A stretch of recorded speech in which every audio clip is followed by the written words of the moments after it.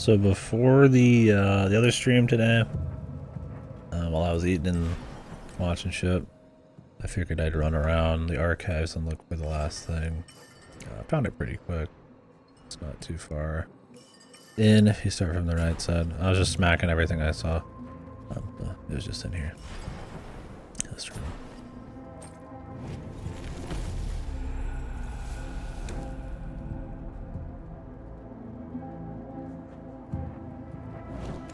But anyways, today we are going to clean up everything and then finish the game.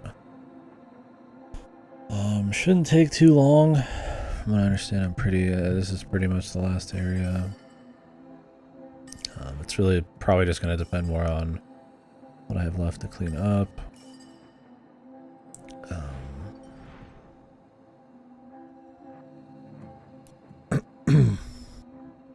In this area, the last reward's probably for finishing this quest, so it's just one prophecy, one Xerxes, which I'm gonna go do now, I think, one prophecy and Sometry, and then the rest of this area, which we might slide in between, and I think that's it. And then I assume this is the finale, so then we'll be done. Sadly, I guess it's a pretty good game, man. I've really enjoyed it. Congrats to the team for getting pretty good reception. They had a little tweet about it, which was cool.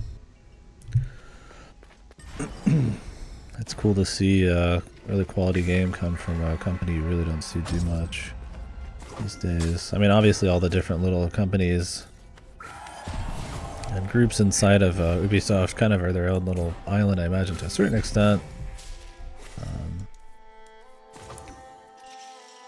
But it's nice seeing a relatively scaled down budget with clean vision and tight gameplay and polish and stuff like that. Well, this game has been buggy at quite a bit at times, but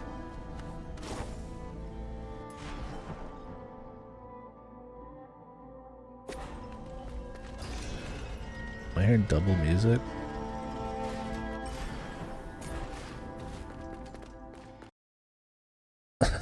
Like I said.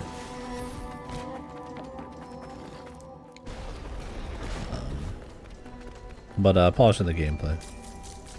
The mechanics, the kind of platforming you have, you know, this is the kind of platform you'd expect from like a really solid, like, maybe 2D platformer, right? And, you know, you're getting a lot of that here. A 3D,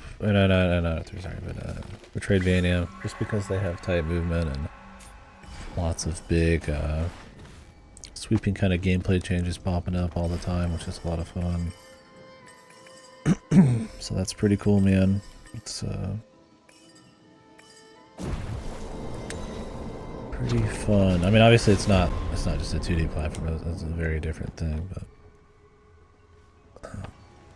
it has a lot of elements of like cool, creative 2D platforming where you have to actually kind of plan out what you want to do,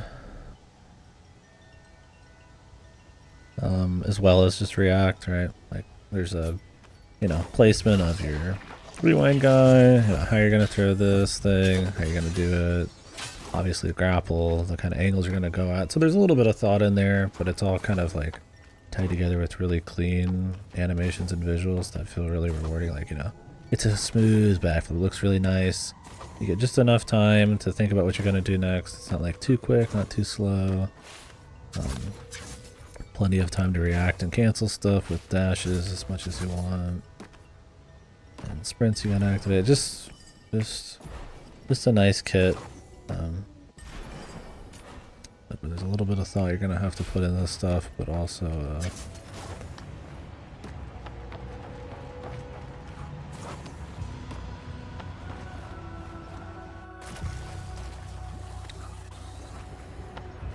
just really fun reactive platforming too. That's me kind of rambling a bit. It's hard to explain, just, you know, just all the really smooth elements, right?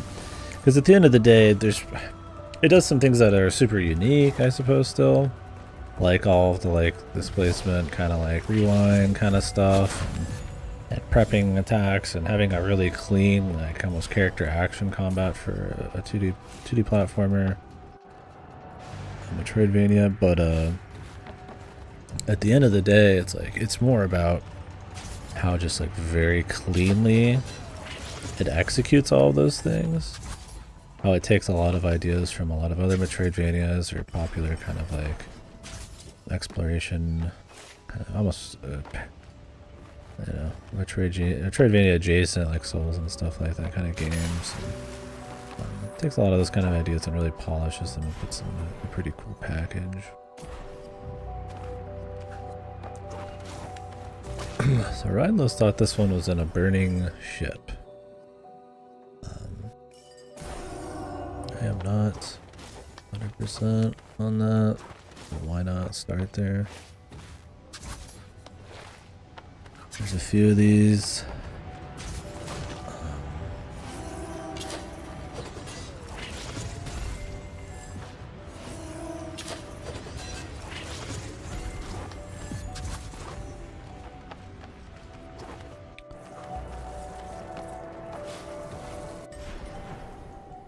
We've already dropped down here before.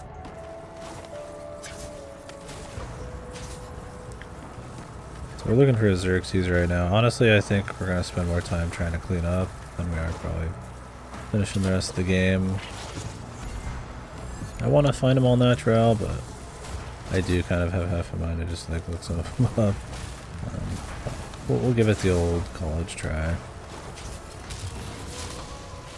I'd like to do it all legitimate. It's a fun game to move around and do shit in, but I also don't want it to outstay its welcome in any way. I don't think it really would, but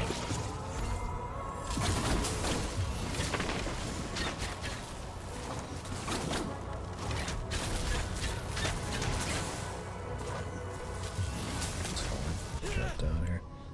Doesn't matter if I die really either. We're just looking for Xerxes.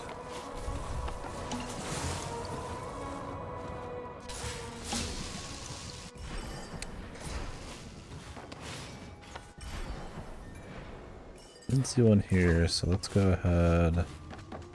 Double check down below. I think this was just a straight area.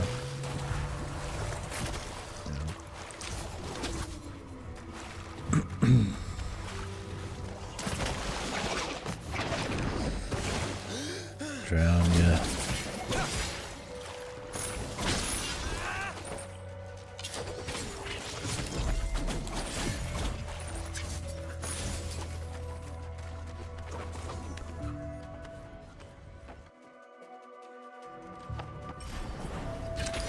But yeah, I think one of the big things I respect about it is that it is a more...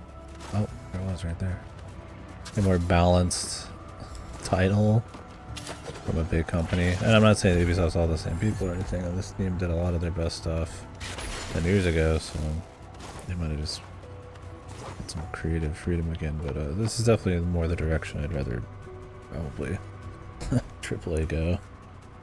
$50 is still a good bit, but I mean, I would this quality is comparable to Metroid Dread, and it's longer. You could definitely argue that if you think Metroid Dread's a fine standard, that this is probably a deal, but I think you could argue Metroid Dread could be cheaper. Depends. I think there's a level of polish and assets here that justifies a higher price tag. I don't think it's necessary, right? I mean, you can get like Hollow Knight for like 10, 20, I think it was like $20 on launch, right?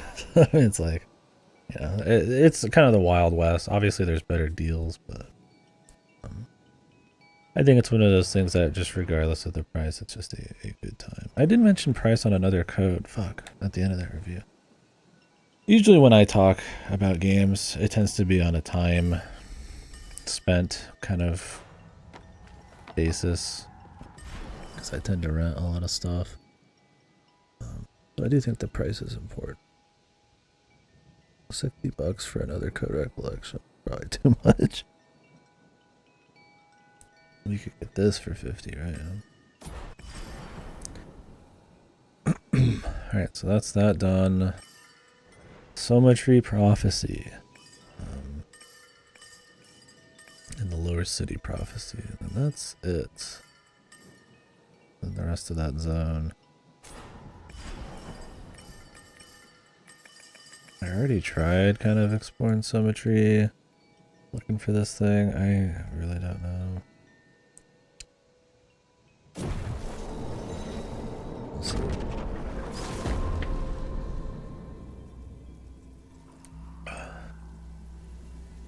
Also need to run out to the bank at some point. Some money in the bank.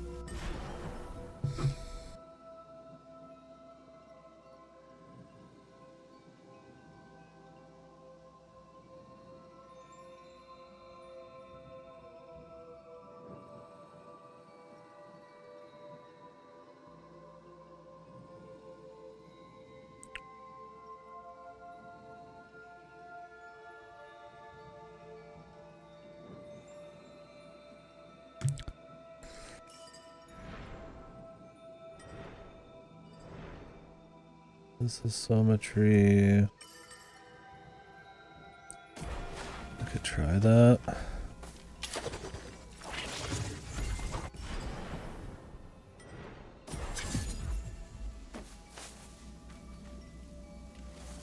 Not to say this doesn't have any faults or anything. I don't think it's a flawless game or anything.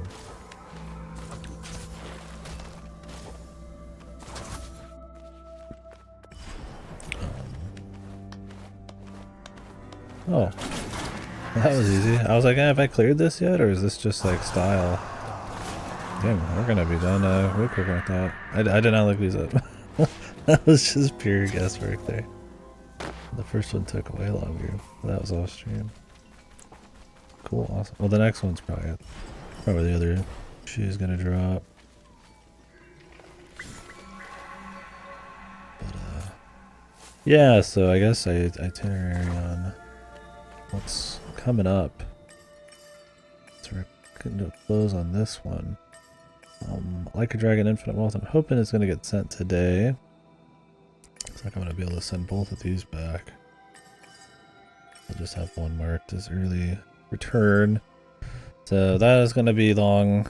I expect that to be a week and a half, 2-week game, probably. I still got a bit of Yakuza-itis, but I'm trying to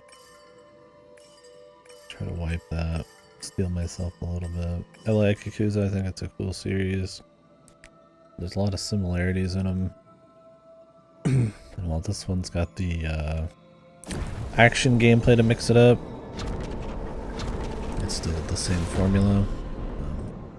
I think the Hawaii thing, I think hopefully improved turn-based will be nice to mix it up, but hopefully it's a good time. Last two haven't been my favorite, but they still had some good moments. I at least felt something about Gaiden, some emotion, but I'm pretty attached to the whole Kiryu journey, so I think I've played like 10-11 games with the guy in it, so that's a thing. I was gifted Helldivers too by the Sin, which very generous. That's pretty sure it's a $40 game. So we're gonna be doing co-op with Korra and Sin and his brother. Yeah, it might not be that group exactly. Might be just jumping around. But that'll be on the 8th. Hopefully, should be able to run it. I wouldn't be able to. We'll see.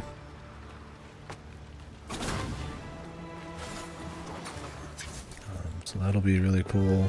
That game looked fun, looked neat. I'm hoping it is.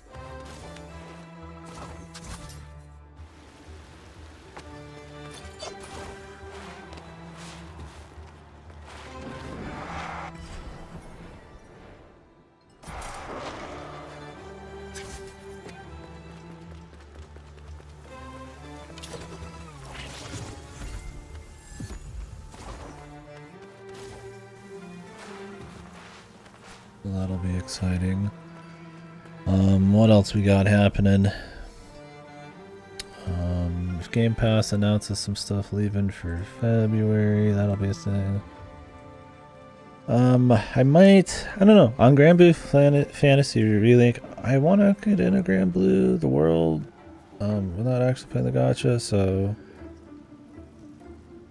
I'm interested, but I'm also like, I feel like it might be shit, so if it does end up being shit, I'm gonna piece on it.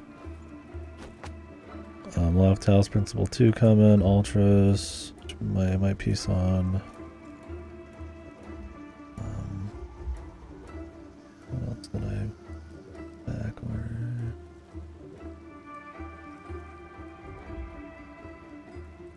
Deathmark 2 Skull and Bones, which I might piece on, and then yeah, a lot of prep games. I need to do Dragon's Dogma shit.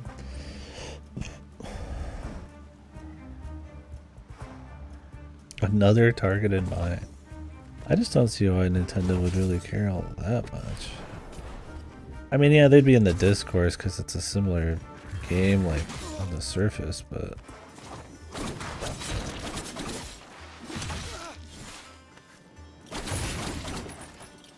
I mean, they're way more successful.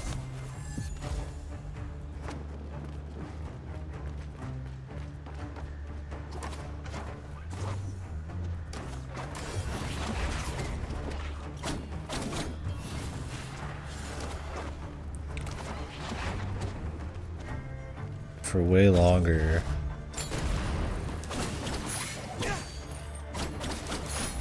And does anybody care about Power? Like Japan and shit? They didn't play that? I know it's by Japanese devs, but it's a very Western marketed type of game.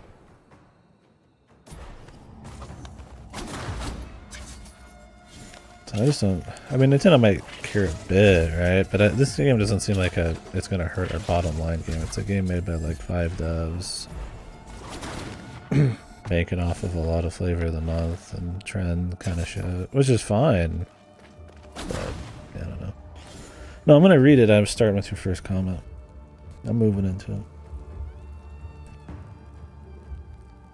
Square Enix is probably pissed at everything because they've been trying to get into their AA scene pretty hard. I mean, with Tactics Ogre, with Triangle Strategy, Octopath, with oh god, what was it? There was another like fucking action third-person strategy game that was shit that came out. Diofield. They had the Harvest Life thing, all that kind of stuff. They've been trying to do a lot of remakes. Star Ocean 2 Live Alive. They're doing Trial. They did Trials. They just crank games out. They've got a game coming out in the AA budget scene every 2 seconds. Some of them questionable in quality, some of them fine, but yeah, not probably some major hits. But I don't know if they've even been steady, if they're gonna rethink their strategy on that or what. But the interesting thing is that, yeah, I'm sure any big success, especially on the cheap scale, probably makes them mold a little bit. I feel like they probably don't mold as much as a lot of these devs are probably looking for their next safe, surefire, like, trend to follow. You know, it happened with like BR games, it happened with arena shooters, like hero shooters and stuff. You see these big devs get into the game really late, right? They jump in super late. They're like, okay, we can make a buck off of that, it's popular, and then it's like not even popular anymore. So I would imagine Square Enix more going on that front. I also feel like a big business knows when a fad or a outlier happens. And I'm not trying to like belittle Pal World, but it's like, it is an outlier. I don't even know if the quality of what it does is truly like anything so spectacular to deserve what it is. It just kind of hits at the right time, has the right kind of tone to it, and puts together enough of like the really popular kind of like, I feel like, gameplay, what's back here? I've been here.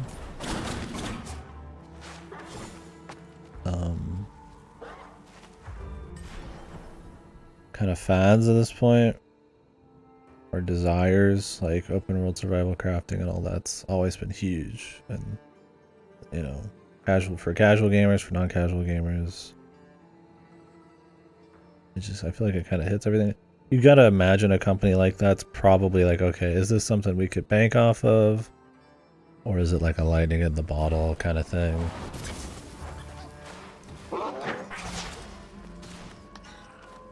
You also gotta think it's a $30 game too.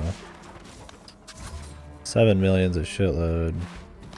But it's at a price point that they don't usually play at.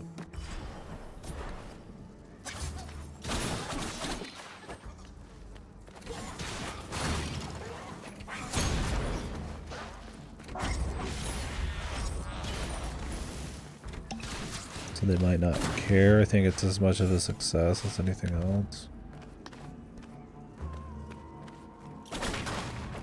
I don't know. I think it's a big deal still.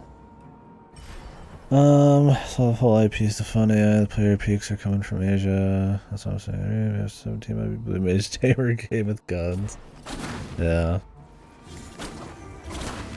I don't know. I think it's also could be a response to just the lack of like maybe some creative, fun, just goofy fun ideas, right? And like a somewhat like AAA scene and stuff. I mean, you get indies that have that kind of stuff all the time, but I mean, sadly, most gamers aren't really looking into indies, right? This had enough PR spin. Had enough spin from Microsoft because it's been a part of all their shows. It's Game Pass. It's got a very like distinct look to it. It's clearly aping like Pokemon, but also like, you know, has like a mature twist to it. On the surface, it has all of those little things. You're like, I want that from Pokemon. Right? What world I explore. But like, I don't know. I guess I'm rambling, but it's like, I kind of want to play it, but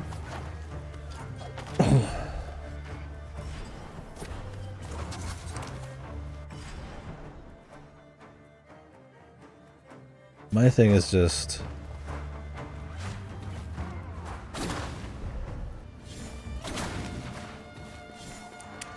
with battle royales and hero shooters, there was enough copycats. Right. That I feel like big companies started to dip in then. The thing is, like, Pokemon's been big for a really long time. Right? I mean, you don't see them sweating that hard to try to like copy Pokemon, right? Pokemon's bigger than Power, but it's like you see people still try to copy Pokemon, games that have did it before Pokemon like SMT and games that have done it after, like Yokai Watch. Even Nido Kuni, stuff like that, right? You get indies like Cassette Beast that have done it, Monster Sanctuary. The thing is, it's like a lot of those games don't do super well. So it's like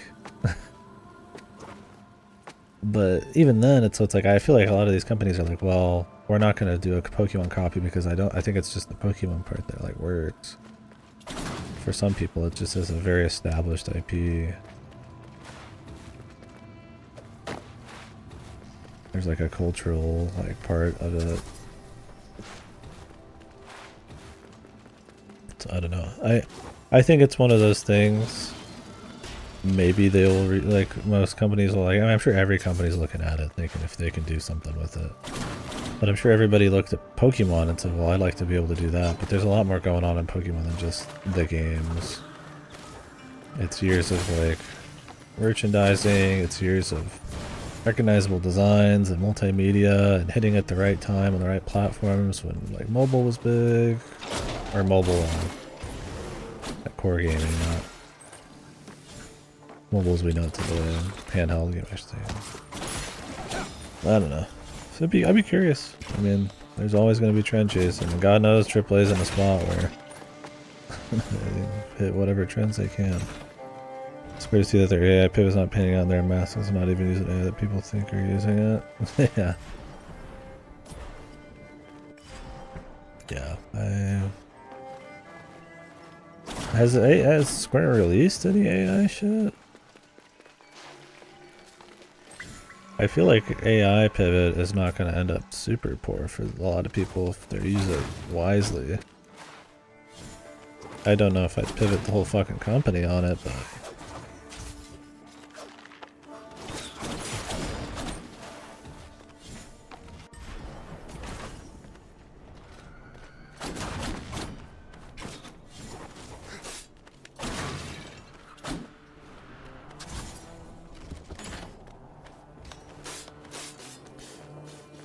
NFTs, stuff like that, that looked like a nightmare from Go. I'm pretty sure Square and Ubisoft did some of that. There's a Ubisoft NFT game still coming out. It was some like medieval fantasy game or something. What's it called? Nobody knows these things are still happening. You kind of have to like read a bunch of wacky news.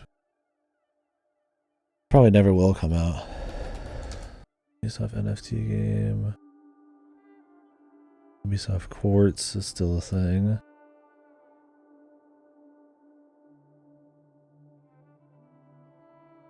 I think it was Ubisoft. What was it? Champions Tactics? It's a blockchain game. Yeah, Champions Tactics Grimoria Chronicles. That game still exists in some capacity. You gotta imagine anybody who jumped into NFTs is probably super seething, dude. Now that's a fucking nightmare, man.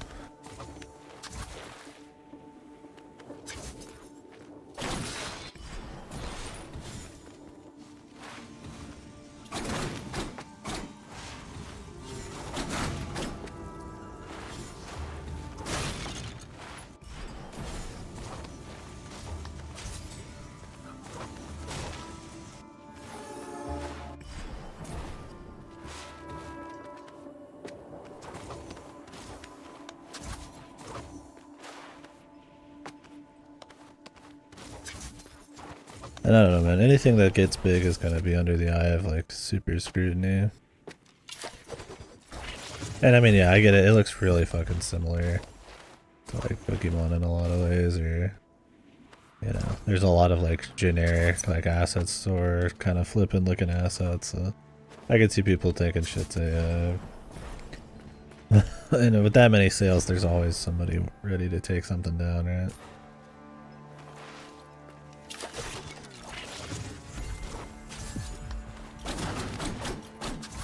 I always like in threads and shit where it's like, it's a conspiracy. It was like BG3. It's a conspiracy. Some kind of shill conspiracy or something.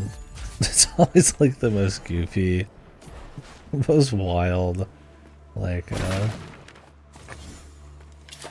tinfoil fucking like theory, man. Like these are all bots. It's all a conspiracy, man. These aren't real players.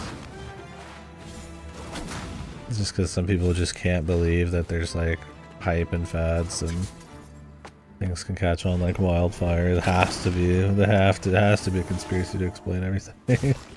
It's like, it's really stupid. No, found it. Finally.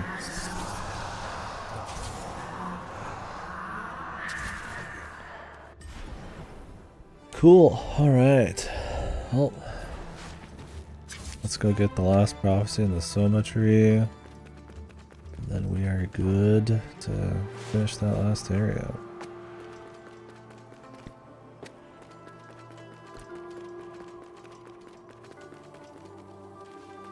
Oh no, wait, I got the Soma tree one. I forgot it was so quick.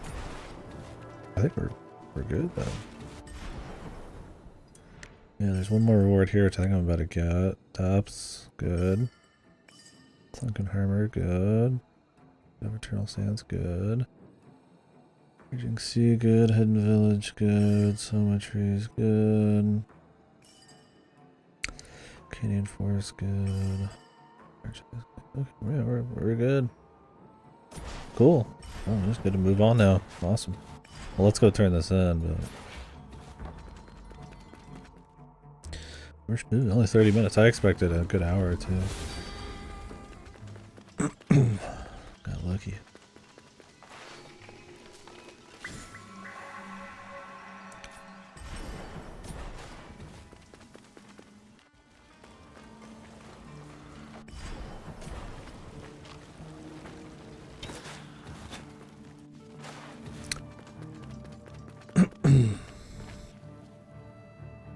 No, I didn't. Or is it another like cope? Fake cope thing people are making? Related to Palworld or something?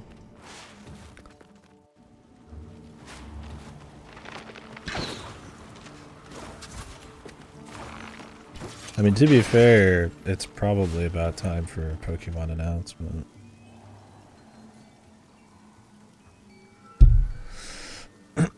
But at this rate, I think it's going to be next console. I don't think they're going to do one mid-year. They usually do one at the beginning and the end of the year. They skipped the beginning this year. We'll see.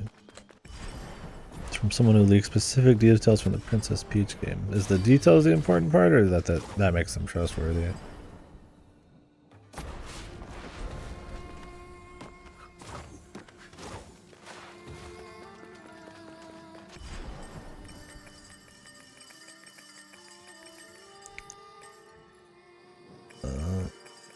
Well, it could be a Grinch situation, but why? What's the leaks?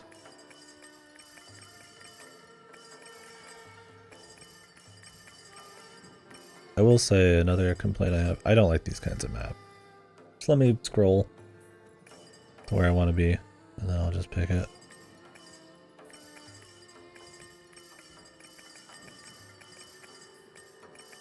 Especially for an area where the closest warp is like miles away. The area doesn't even have a warp. I have to literally come from here. Oh no, wait, I can go from here. Fire Emblem 4 Remake's been on the docket for a while, yeah. DKC new game? That's getting a little ridiculous, man.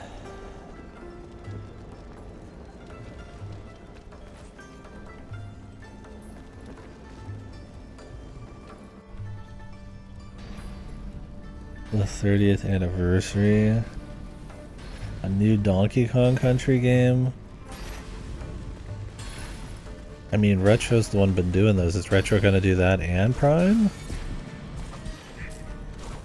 Is it a remake series, you think?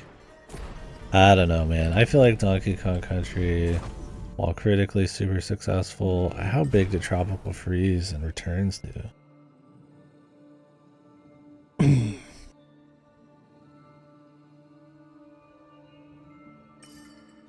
Also, I don't want to see a remake of Donkey Kong Country 1, 2, 3, because they'd probably use the Tropical Freeze atmosphere or something.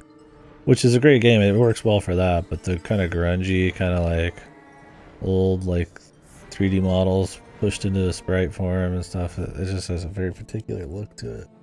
I don't think they'd recapture. Fire Emblem 4 Remake, I believe. Prime 2 Remaster. Didn't they say they had no plans for that after the first one? To turn around and throw out a second one within a year seems pretty unlikely. I guess it's been a year and a half. Could be 2 years. I mean, I don't see why they wouldn't do it. It seems believable. Just like Fire Emblem 4 Remake seems believable because they like to do that.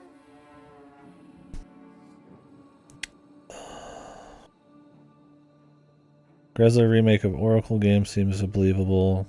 I mean, Link's Awakening did well. Grezzo sucks at making their own games. Send them to another one, right? Famicom Detective Club is coming back as Nintendo Detective Club and is 5 girls solving crimes. Now that's probably the most... It's so out there you almost think it's true, right? Like, why would somebody make up a lie about Famicom Detective Club coming back? Like, what? Is that why? I mean, you'd make it up? Because it just seems so out there, but people kind of know what it is, that like it makes you buy it. 5 girls solving crimes.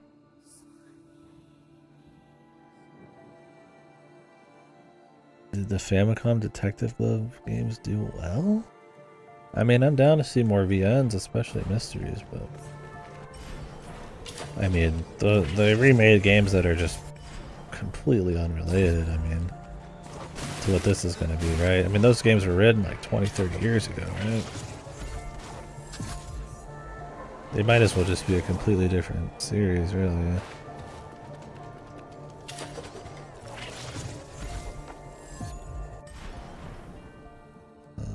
Oh. We'll see about all that shit, man.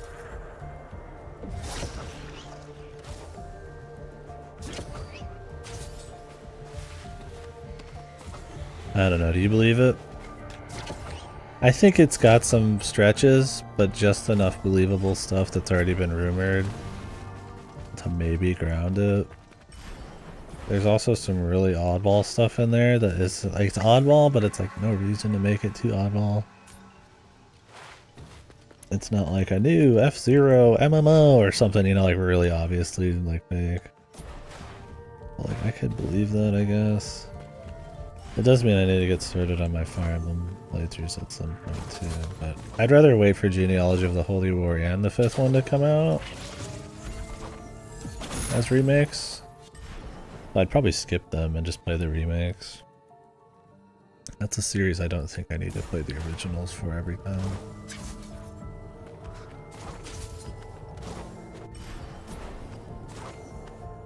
Yeah, I don't know. I kind of believe it, but I'm not 100% on it.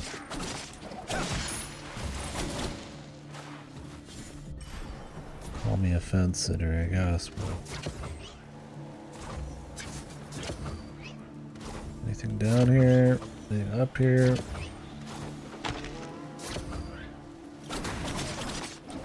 Nothing wrong with fence sitting, dude.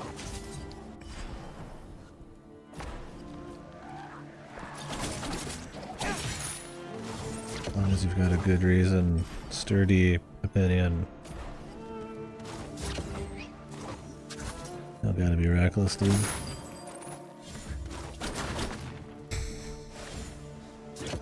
But yeah, I don't know, it's I could buy it, but with a healthy degree of skepticism. The Donkey Kong Country game is really what gets me. Now the thing is, they are supposedly making a Donkey Kong movie. And what better way to probably make a buck from a movie or embolden your IPs by making, you know, more multimedia for more games. So I could see them trying to get some kind of Donkey Kong thing out. I could see it just being a remake though. Like you could put out a good Donkey Kong movie, the Donkey Kong brand's better, the movie does better, vice versa, like in a perfect world, right?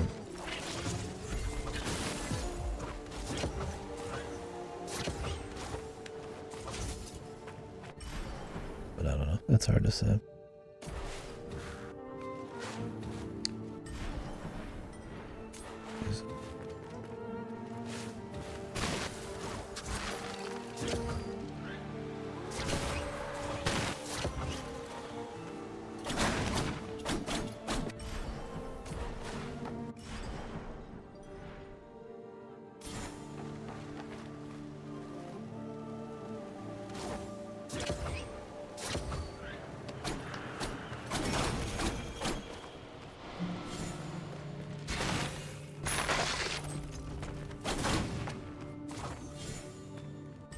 Collectible up there.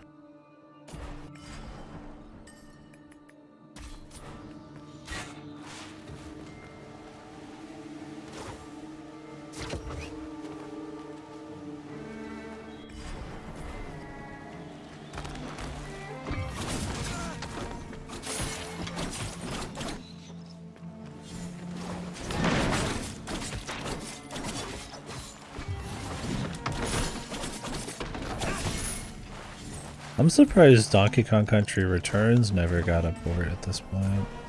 I guess that was a Wii game, but it's not as good as Tropical Freeze, but it's still good. It feels like if Tropical Freeze was worth doing and they made money, that they'd make another game. I mean, they just wouldn't port that. Hi, Sargon. Unless they're fucking port hungry, remake hungry. Lend me your Eye of the Wanderer. I'll add the information I've gleaned about this area. But the thing is, there's a Mario vs. Donkey Kong game coming up pretty soon too. I think it's just a remake. Oh, yeah, look at all that. I'm guessing that's not what they would mean.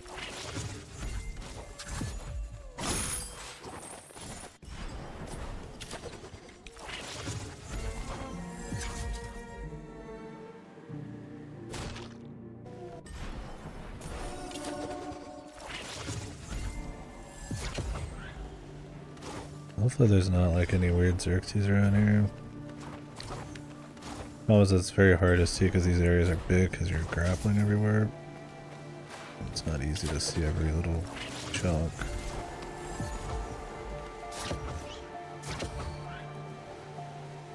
Let's double check down here real quick.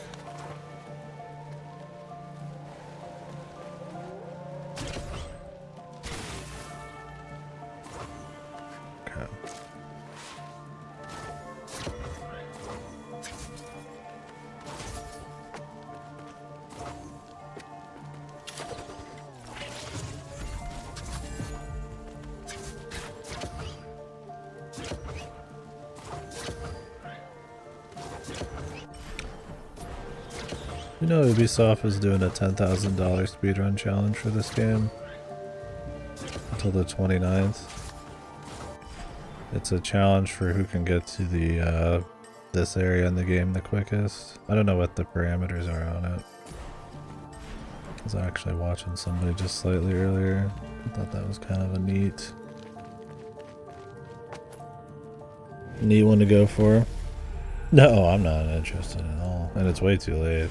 There's people sweating non-fucking stop fucking for this challenge right now.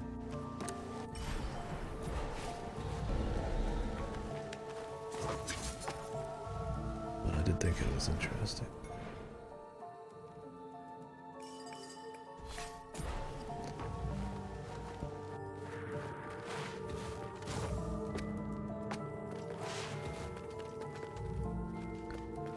That's cool.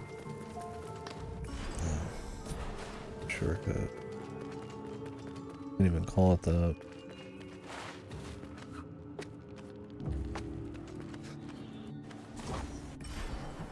Unless there's like a seal on both of these sides. It's just like a path that leads to the right, a path that leads to the left.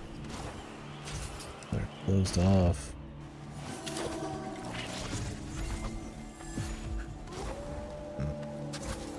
Go ahead and grab this. Maybe death warp. I'm feeling crisp.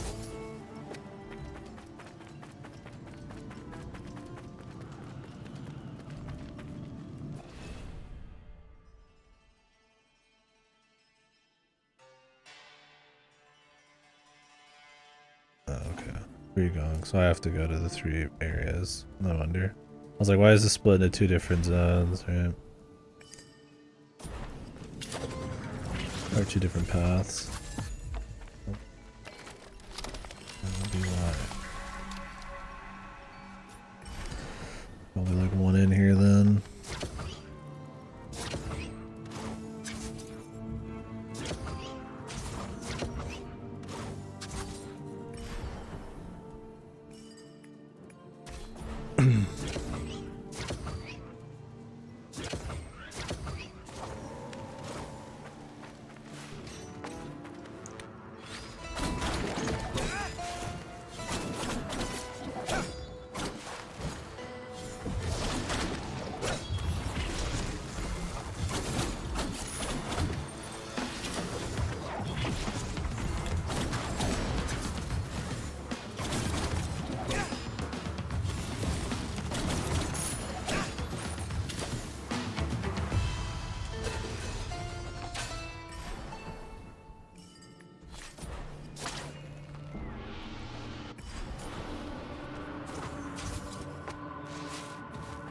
Back.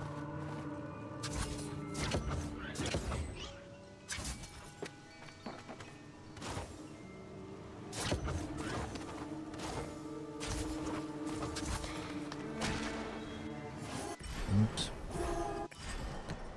Oh, there's something back up here still.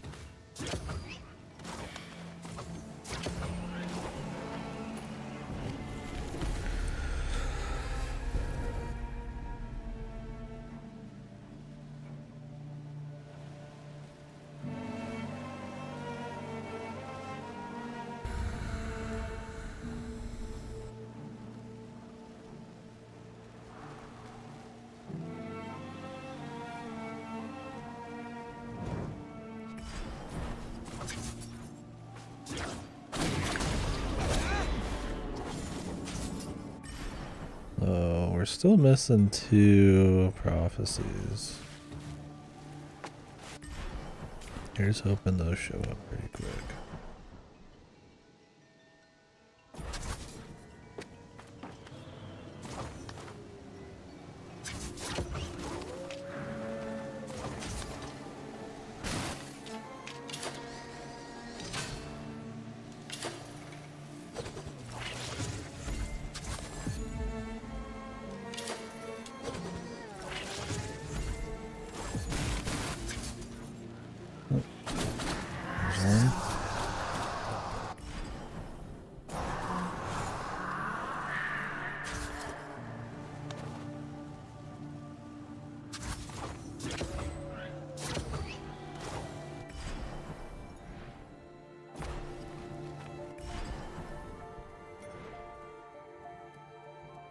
I don't want to check down here and come back up.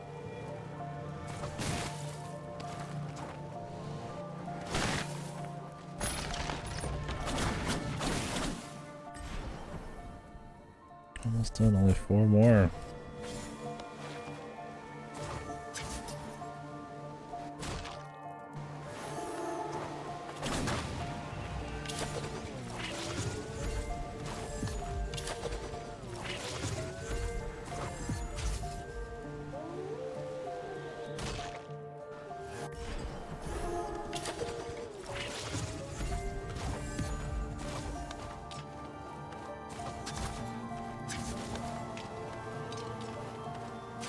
We'll run through this. I'll check the middle again in a bit. I need to kill everyone.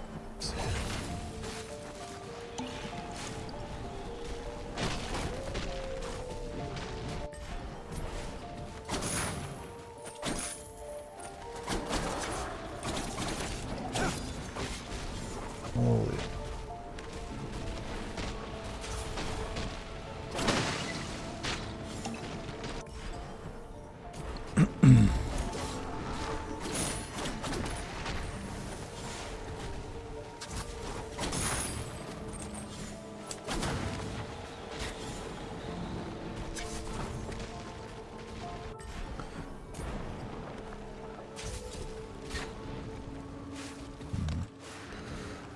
A lot of shortcutties.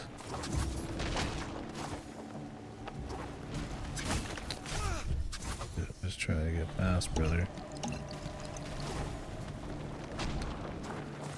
That rude 3rd one.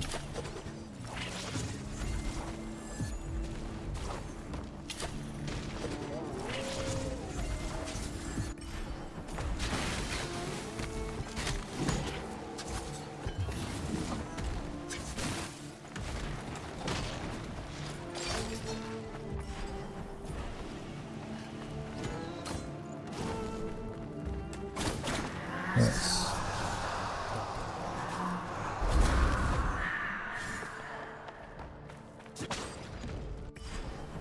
That is all of those. There's most likely some kind of something over here too. Unless that was just a safe way down.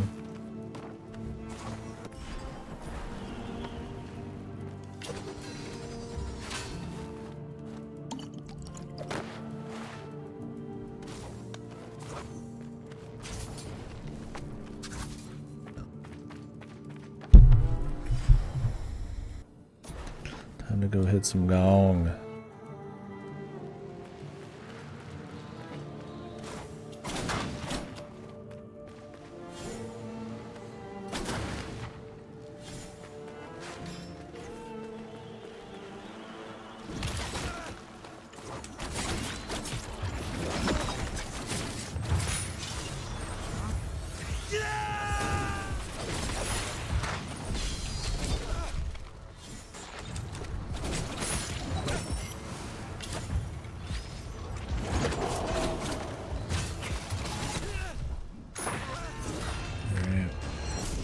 Wasted too many heals on those fucking balls, man.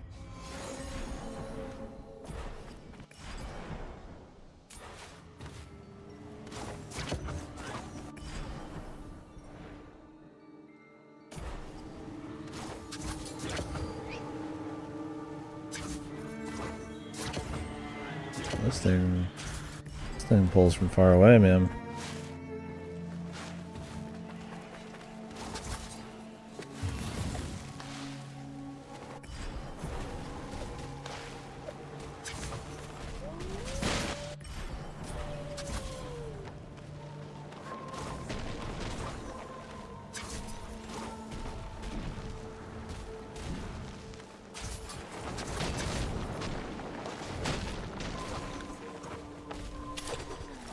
It's safer to go this way. This takes forever.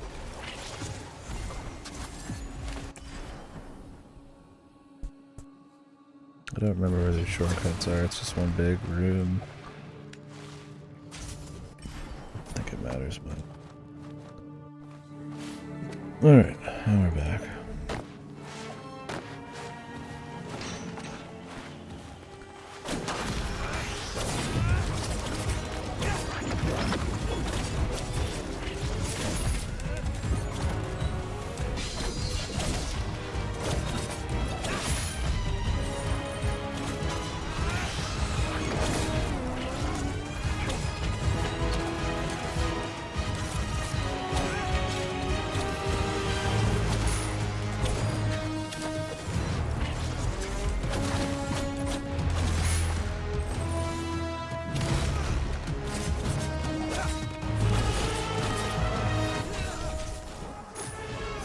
Are you kidding me, dude? A fucking wombo combo, man.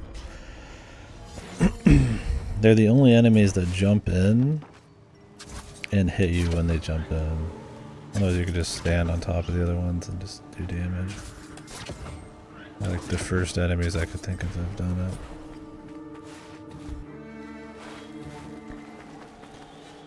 Come on.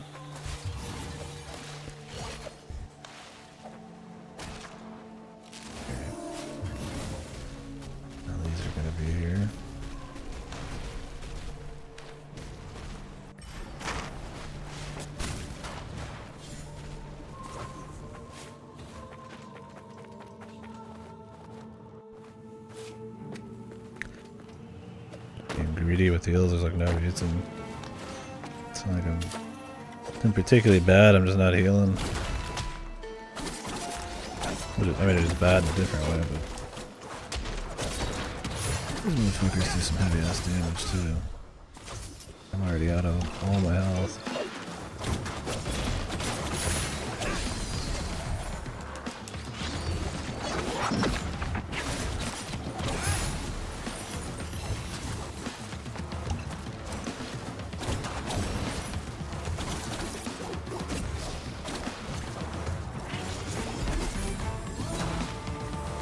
On the other side here.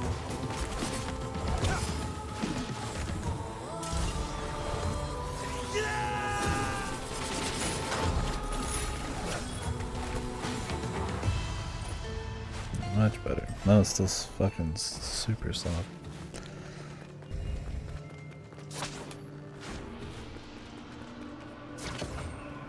You could just yoink that for pretty much max distance. You can even move the screen a bit and it'll still work. Good. Hopefully I can shake whatever fucking rust I got from another code, man. Got the final bosses. I don't see them being like way easier than the last guy.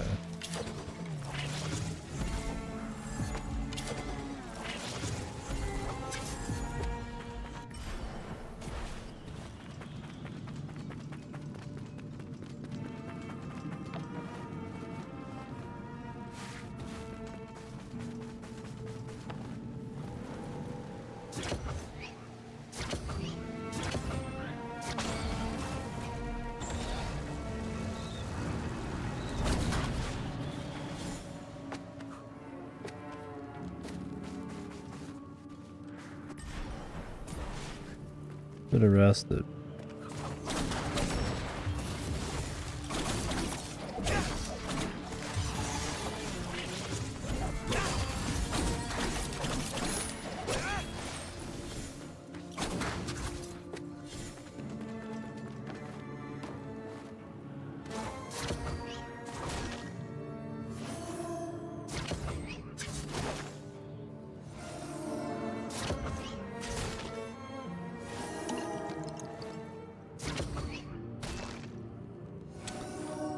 Nicely jump.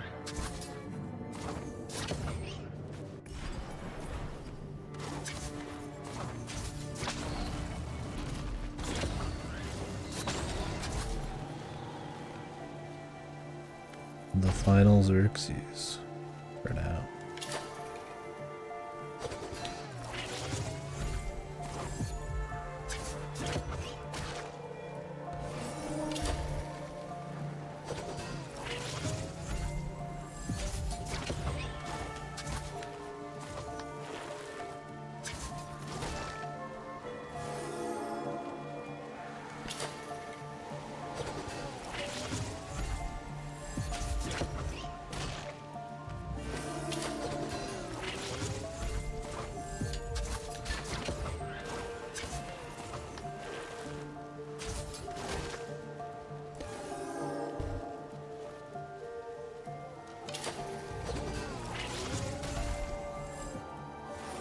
I can kind of see the angle here.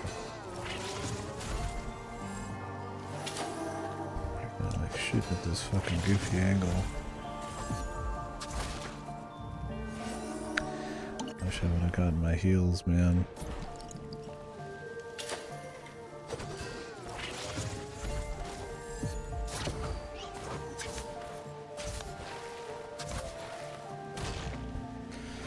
Too much. That was very precise.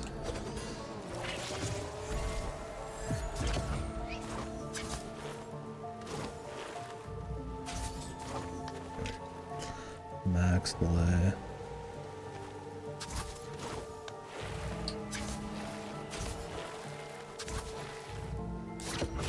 Oh, I did not mean to hit that first. I knew it was coming, and then I just did it.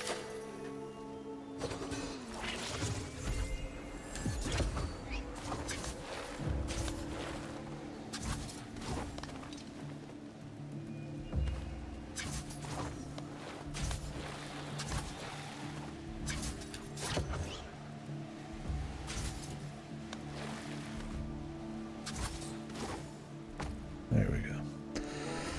A fun one. Tricky. But fun.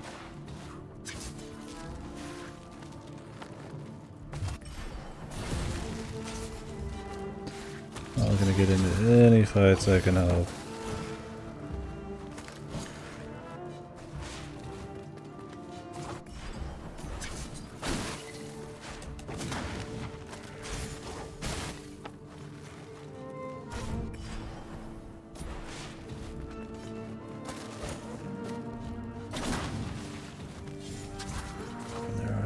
Fights.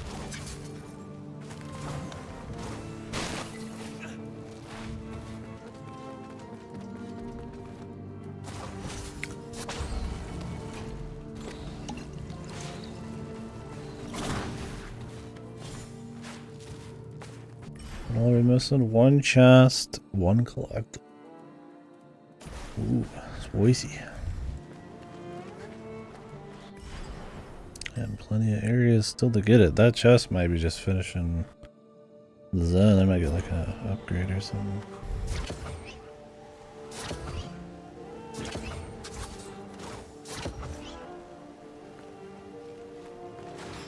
Collectible though, I don't know.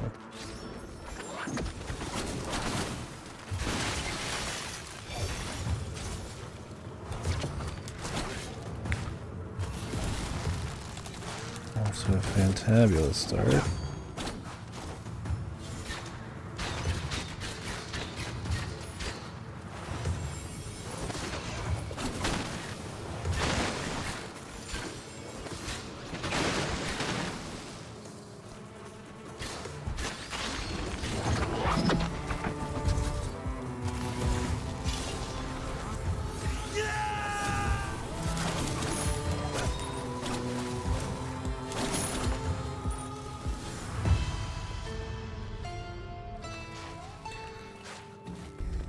Not too bad.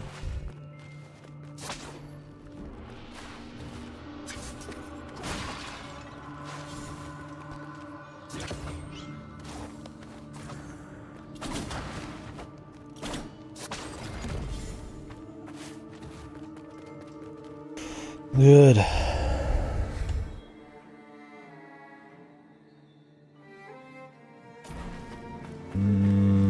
It's gonna die. Actually, let me see what's down here real quick.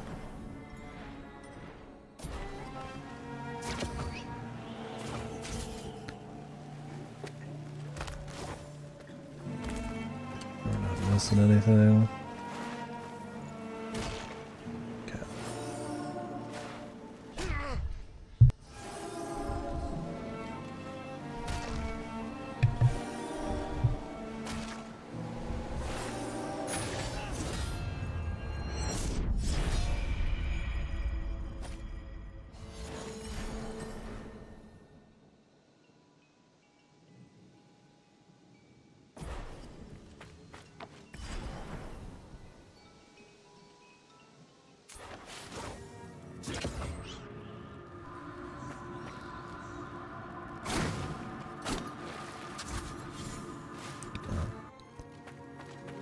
What the fuck?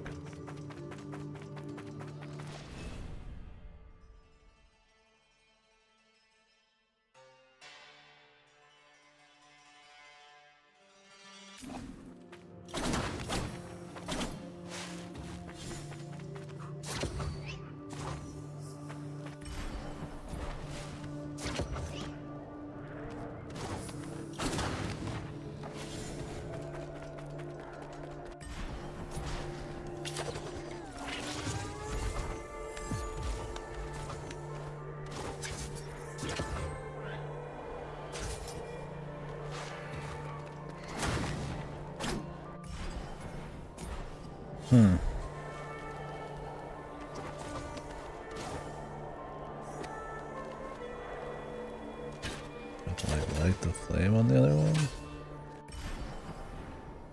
Or maybe I'm gonna leave through that door?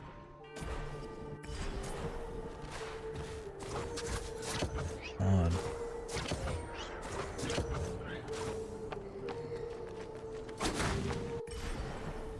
But the lore's coming up.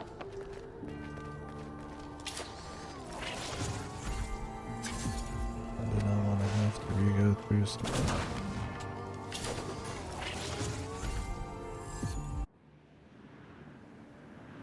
I can see the item being in this, but the lore will see. Father, 30 years have passed and I'm still lost.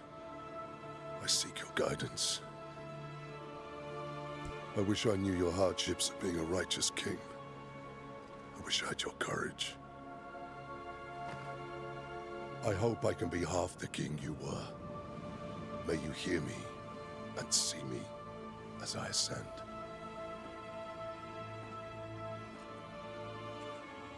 Sargon, will you come to pay your respects? I'm here for you, Varen. Kings don't have friends, and you won't give me your powers. Where does that leave us? We're always in each other's path. Then I'm sure you will find me again.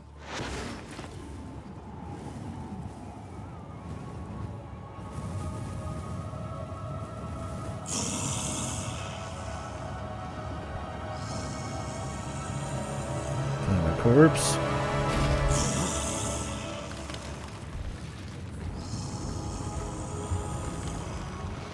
I smell the blood of a traitor. King Darius. I knew this day would come. To rise once more. Protect my son. Is he gonna be like, the guy who just left was actually who I met? Whoop. Oh my god, this is a Dark Souls 2 and 1 ripoff.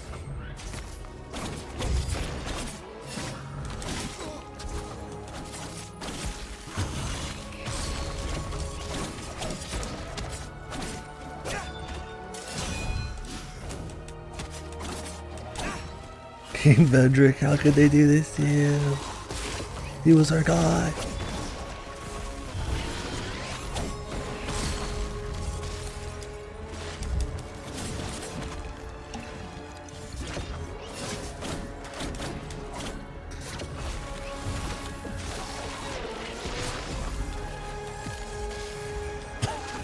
Avenger. I saw the corpse. Zombie Avenger. Wasn't he pretty much already? Ahura Mazda, lend me strength to defeat those who wish harm to Persia. If we are the righteous, give me Atash, sacred fire.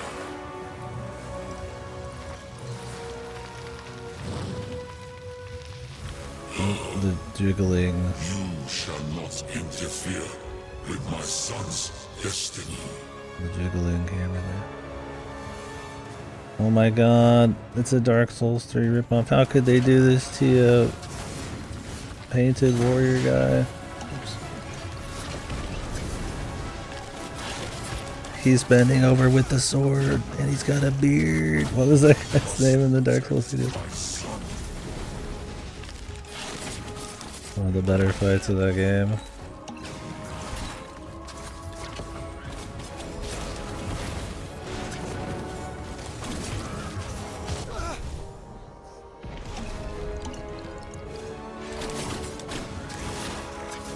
There's a lot of big sweeps, man.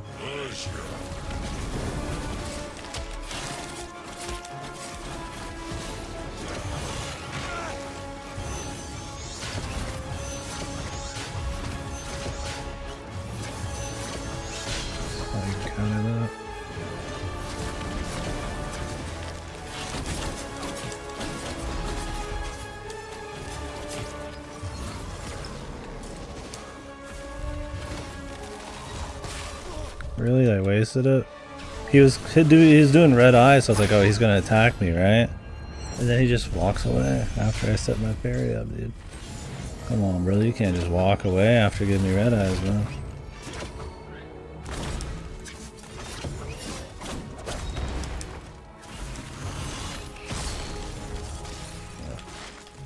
Remember, that's like super wide.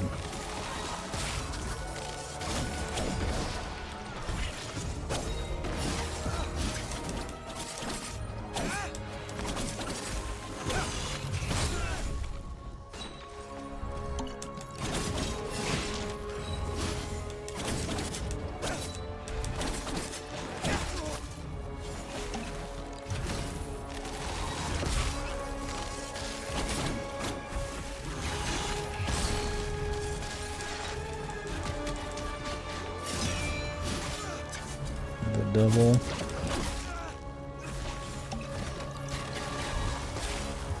I can't see anything right now. Maybe not the best camera work right now. That's. I don't think there should ever be a period where I literally can't see a fucking thing. Usually it's fine, but it's like a really huge battlefield, so I guess it just doesn't know what to do. What's stuck in between both of us.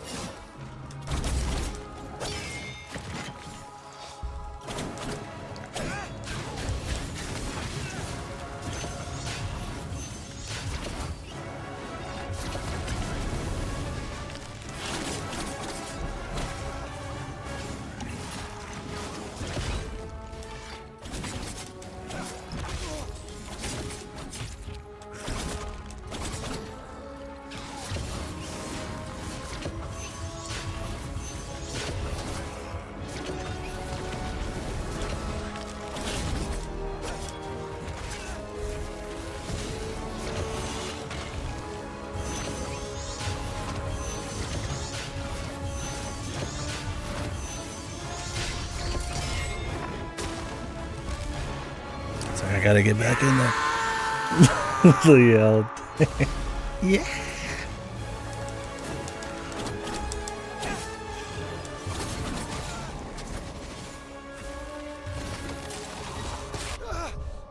That doesn't count as a parry, dude?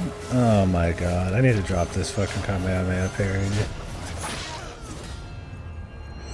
It's supposed to parry unblockables, but because that was like a ranged attack, it doesn't count? My brother, I'm putting in 3 fucking goddamn points on it. It better block anything. Enough of these fucking hyper situations, man, dude. It's not like a reversal.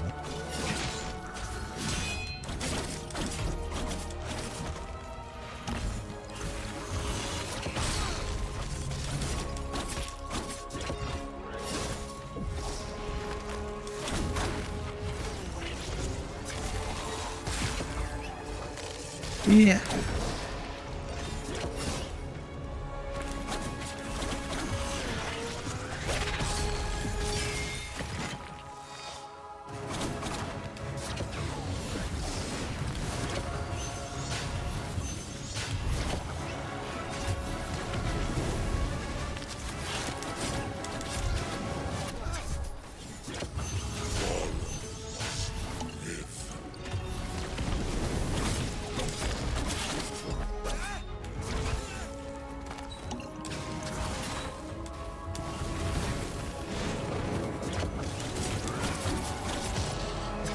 I feel like I can actually grab him too.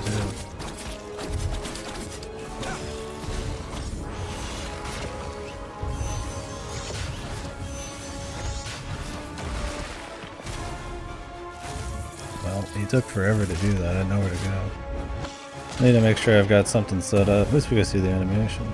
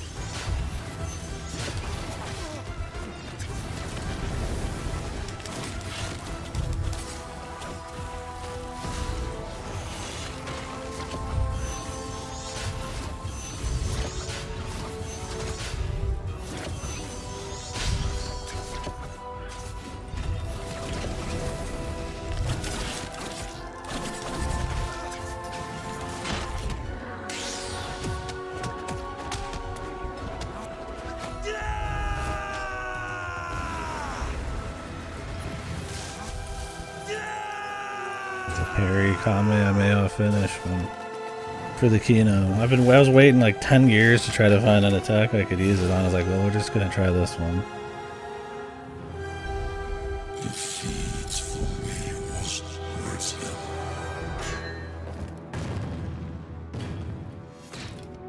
My duties done. My freedom won. King Darius, I know what happened to you and to Varim. What Tamiris did, it was unspeakable. Save this world. Save my son. How do I save him?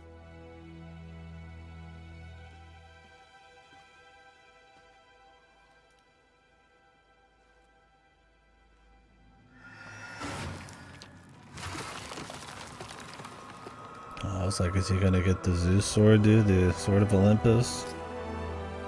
Use this doohickey. May the gods have mercy on your soul. This is the King doohickey Darius. of legends. The most powerful of the doohickeys. Oh, it's the key. So did what's his ass not need the key to get in, dude? I guess because he's of royal blood, maybe? Damn, he got away easy, bro. Now I just need a lore piece. You drop any lore, my dude? Maybe the royal cock ring or something?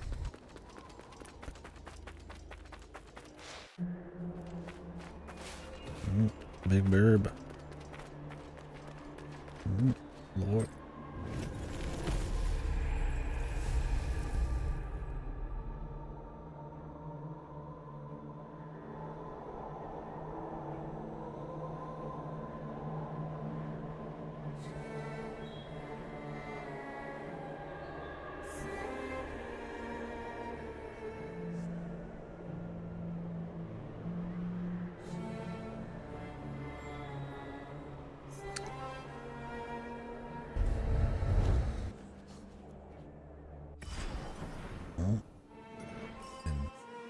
That seems like everything.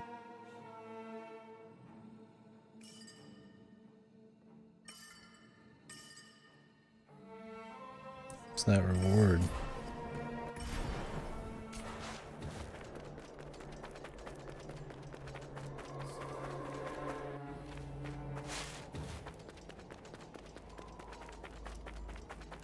Cool fight. Another really long range one, but not one you combo. Weaving in the old yumpies. Tough one to set the parry up for, but cute.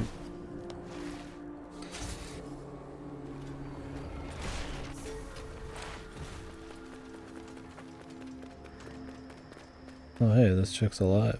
Sargon, the corruption of this place is consuming you. Not this place, Nate. It's the powers. They're not meant for mere mortals. Gifts that are also a curse. Leave them then. I have no choice. How else can I face Varum? How are they It's the consuming only him? way to end this. I mean, he looks fine. I mean, he's a little dirty I just realized. when you actually see All his the real mom. different paths of Sargon. This must be the single path we all share. Okay, why is she here, by the way? How'd she get here? I have no choice. See ya. The story is like such an afterthought, man. Why would she even say that? Like, what is even physically like weird about him?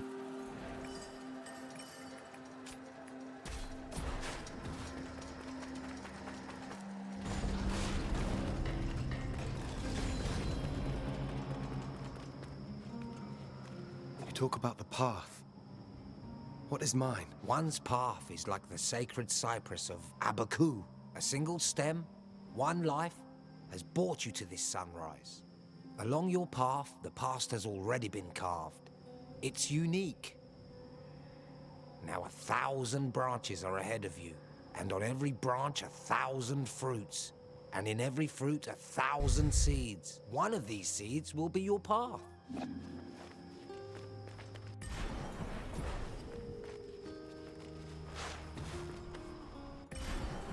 My path, the one where I fidget in place for 5 seconds, then beat the game. Distinct from the one where I just go beat the game.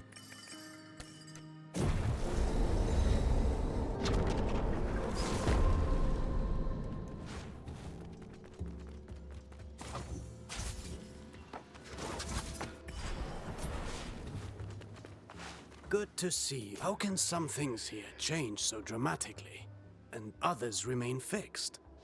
I wish I knew. As time flows erratically, I can't help but think there are events that can't be undone. It makes no sense. Menelaus killed a version of Sargon, yet Sargon kills the only Menelaus. I'm sure that in another timeline, the fight continues. Then I wish to be where we immortals are friends again. Yeah? Based Artaban, man. You know what? Yeah. I agree, my guy.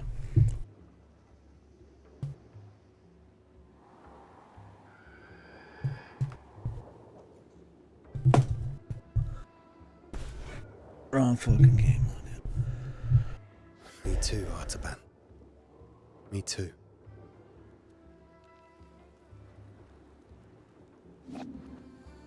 I'll keep my blade sharp. I mean, you're not using it.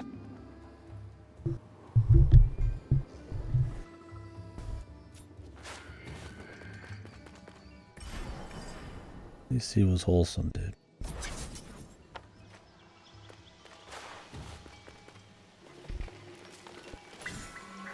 Wholesome guy.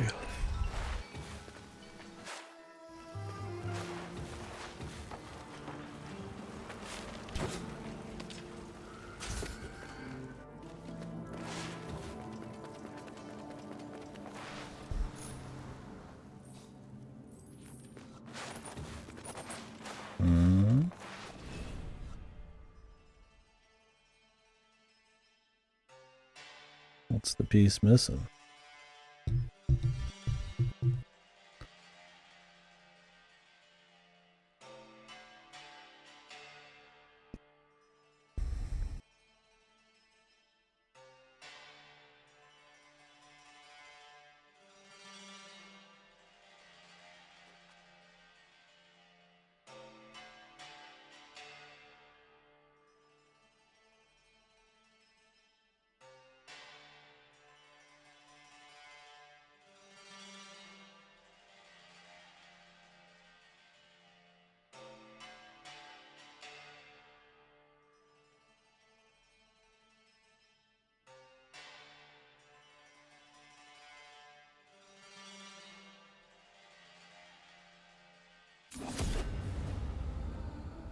No, I just had to read it.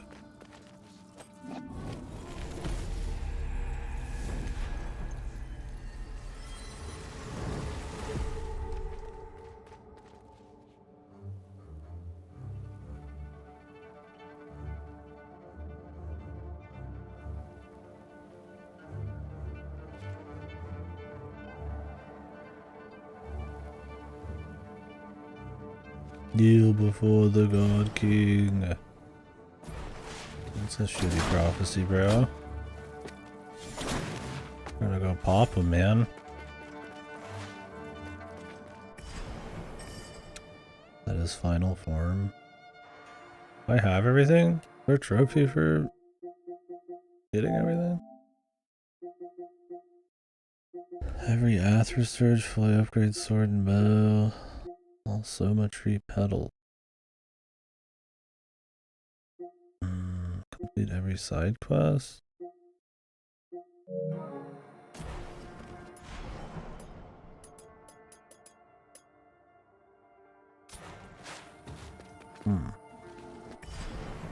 What else is there?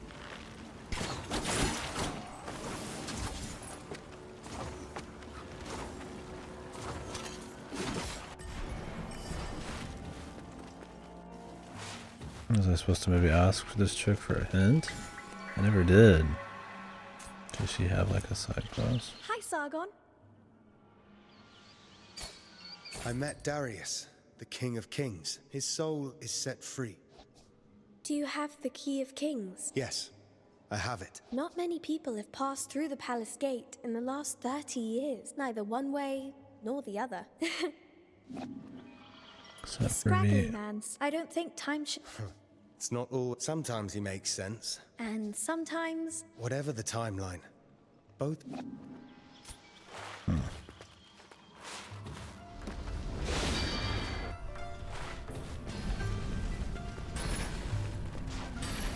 Welcome. I'm missing one of these two. There must be a side quest. Maybe it's at the end.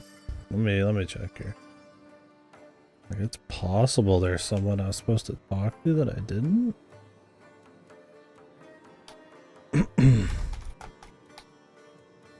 That'd be really bizarre to miss, though. Unless it's somewhere I've already been, I have to go back. Alright, the 8 Xerxes one. Khosrow. Oh, that's shitty IGN guides, I guess.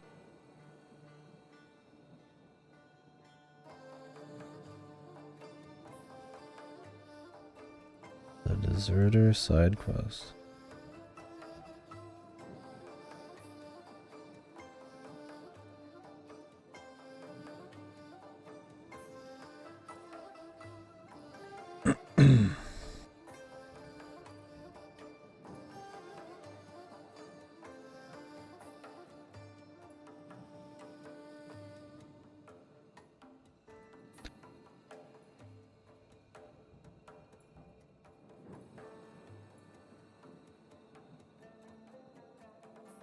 I don't know if I did this. I feel like I would have had to have done it. It's been just so long though. Oh wait, I could just check. It's the Deserter. No. I didn't see it, Jimmy. I even get these anyway.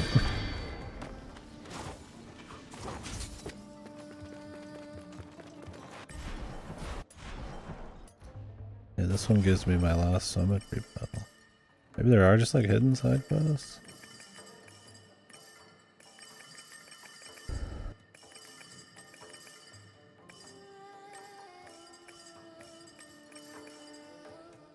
Cannot see where the spot is I want to be, man. Jesus. It's like here. I guess this is the quickest place. It's right where I fucking am. Okay. Thing is, I'm still missing an ingot, so unless it's in the final area, might count as a different area. I don't think this is gonna give it.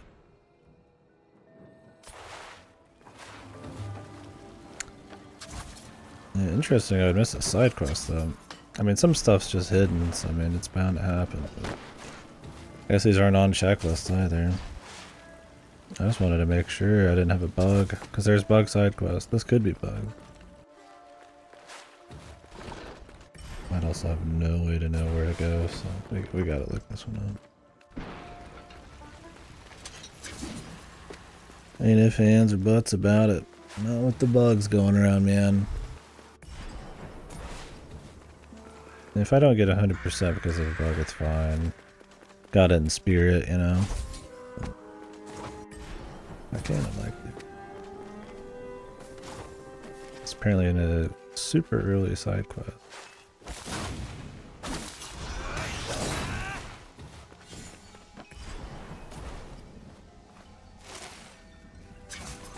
Yeah, the only problem I have with Fog of War, that's like, is when it's too aggressive. I do think it's a little aggressive in this.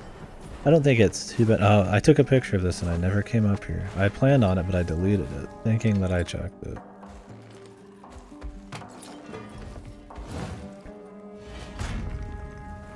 Young soldier. Ah, forgive me, warrior. I didn't see the royal crest on you. Are you alone? Where is your army? I don't know.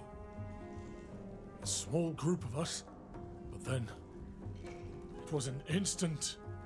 And you? What word from Darius's palace? King Darius, your battle is long past. Some curse of time has fallen over Mount Kaf. It's been 30 years. Can it be true? But there is something more sinister within the forest. Even so, time's curse means we're all trapped. No, I can't take it. Evil is rotting my mind. Quick, find my ally. He'll know how to free me. Hurry. I found him. Dead?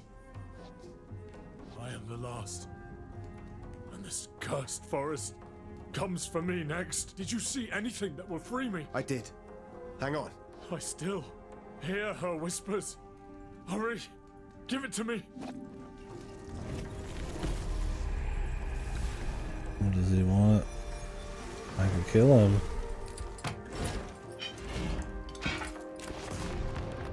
Oh, he's literally stuck in here, I see.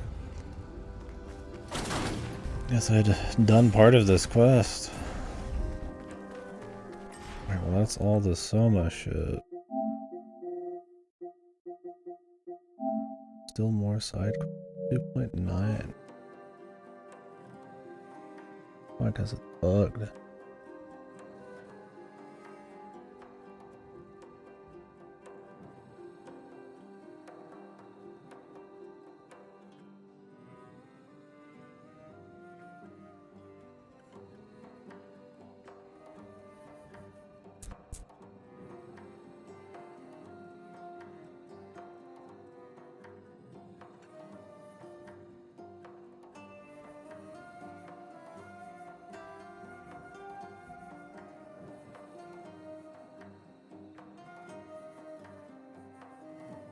I think this guide sucks.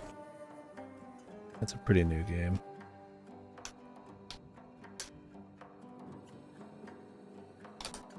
I hope it's not bugged.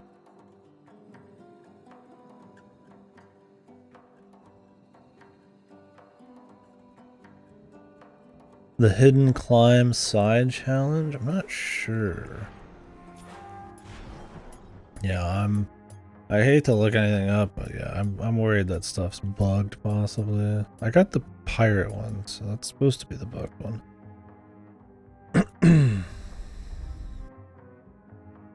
Oh, you're just talking about the pirate one? Yeah, no, I got that. Alright, the Lost Warriors, the Moon Gatherer. Oh, that's the one I'm missing? Oh, the Impossible Climb. City. Oh, is this part of the story? Oh, it's pretty close, yeah. Okay, so this is actually a story thing. Yeah, I appreciate it.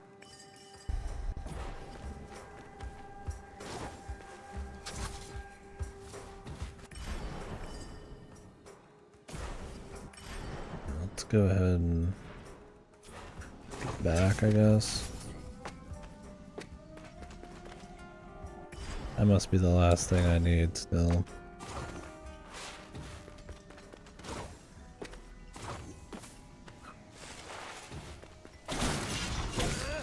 Yeah, I just found it.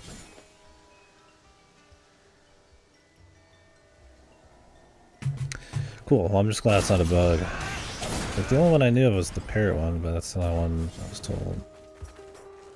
No, you're good. I appreciate it. I mean, I was looking it up, so I don't mind. Yeah, I hate to look shit up. It's like, and not when there's bugs on. Not when there's bugs. There's also no way to know where any side quest is in this game, so I'm not about to spend like 5 hours looking around for side quests. So I'm about to finish the game. You're totally fine, buddy. I appreciate it.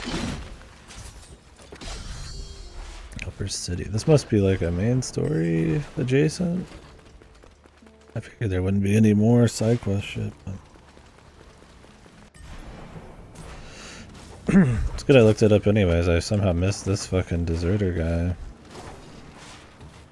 He's been trapped there for a while, man.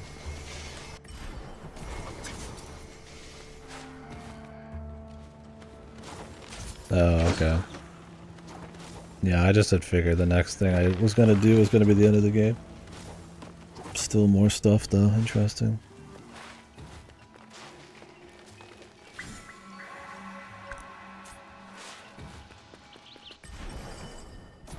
I was like, damn man, it's gotta be over. One last little thing. I'm guessing he gives me the ingot then.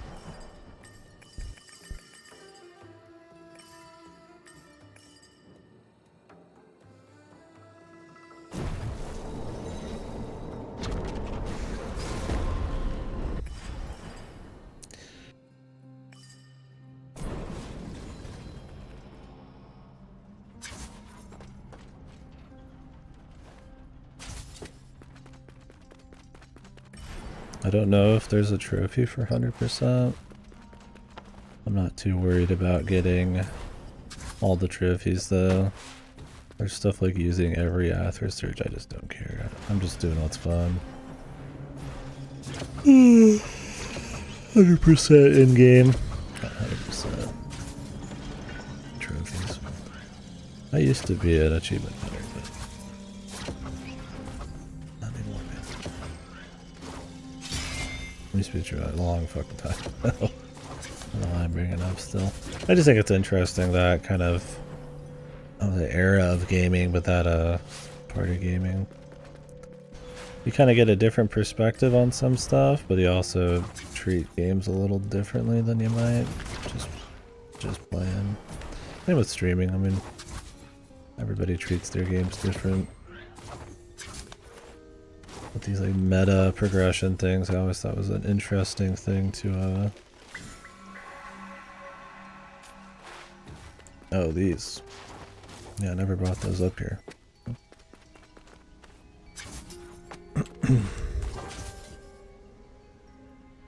Good luck on the last challenge. Yeah, that should be fun, I hope.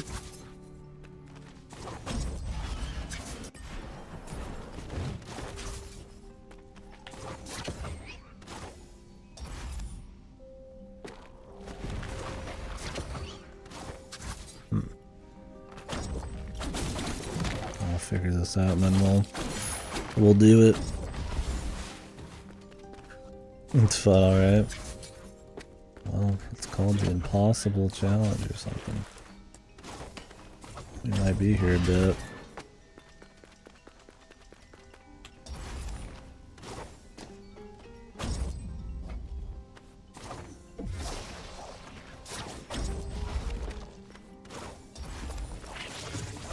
Oh, we're just supposed to get up here. I could have just warped.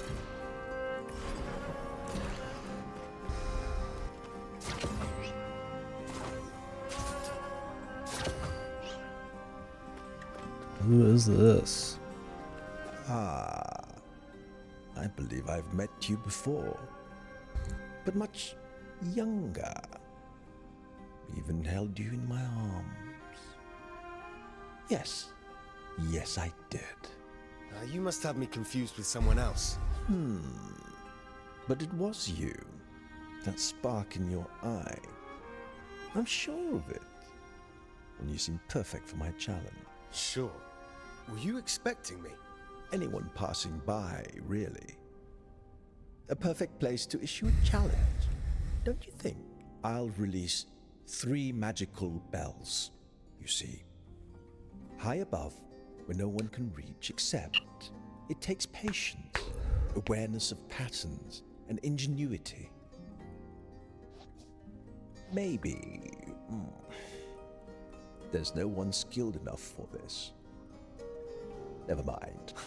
I survived Mount Calf. Try me. Impressive. If you do this, I'll throw in a reward too. Well, are you skilled enough? Yeah, I'll try, brother. Think a bit. Indeed. Show just how capable you are, young one. Ready? BS. Huh?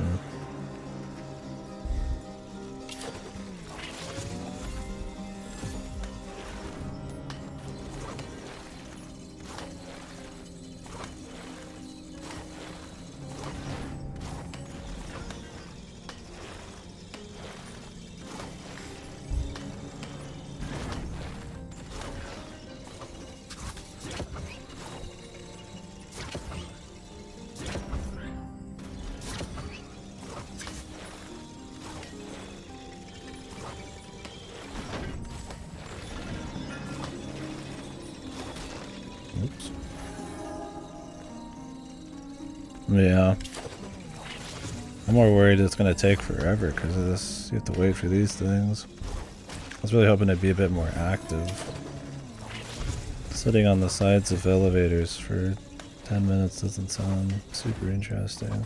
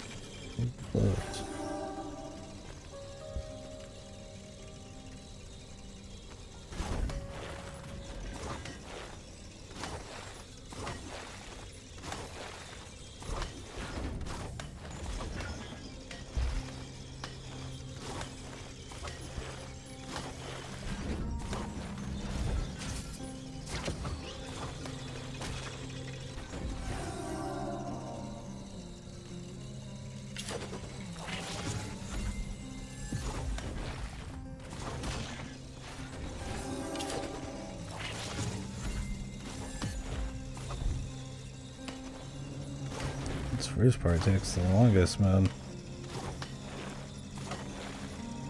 At least those other parts you can get fucking moving.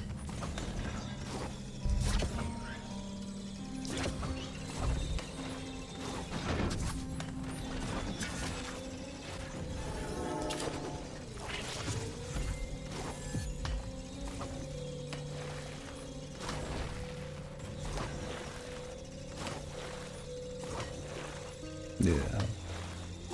That'll be fine.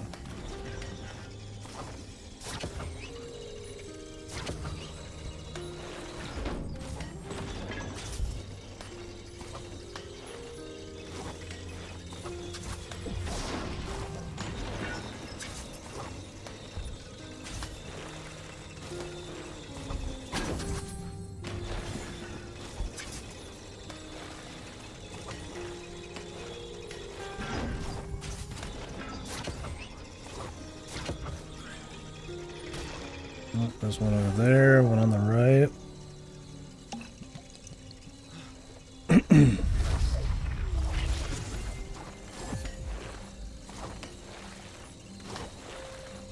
then I'm guessing one at the very top.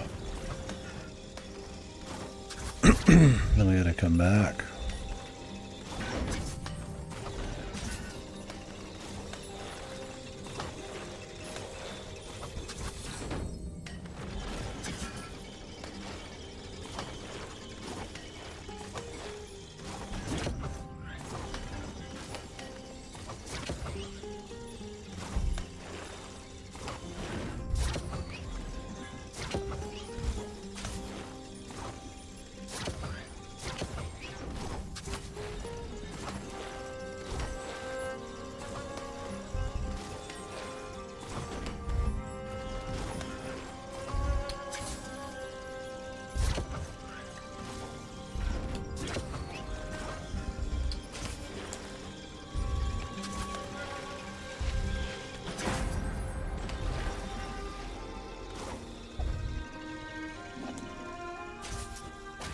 Does it still count?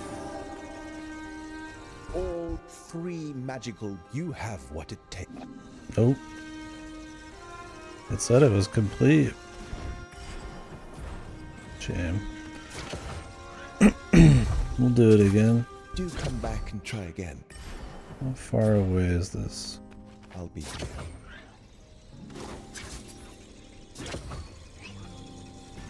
I was like, oh, we could just drop. No biggie. No, I get what happened, but it said return the objects to the hermit. I thought as long as we got them, we were good. That didn't seem too bad.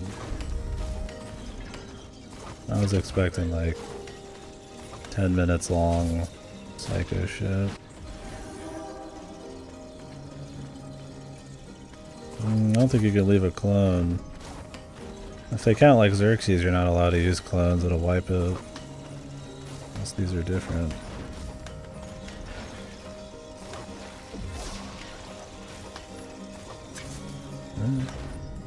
I'll leave one there. It's a straight drop. Okay, I guess they're different. That works for me. I've already done it once now.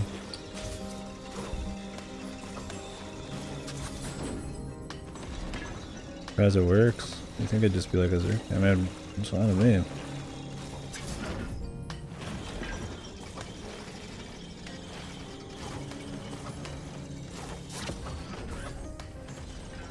Oops. Give me a swackle. This is my least favorite part right here. Just the waiting.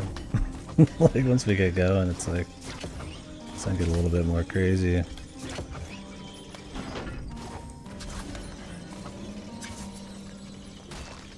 I hate waiting around at the beginning.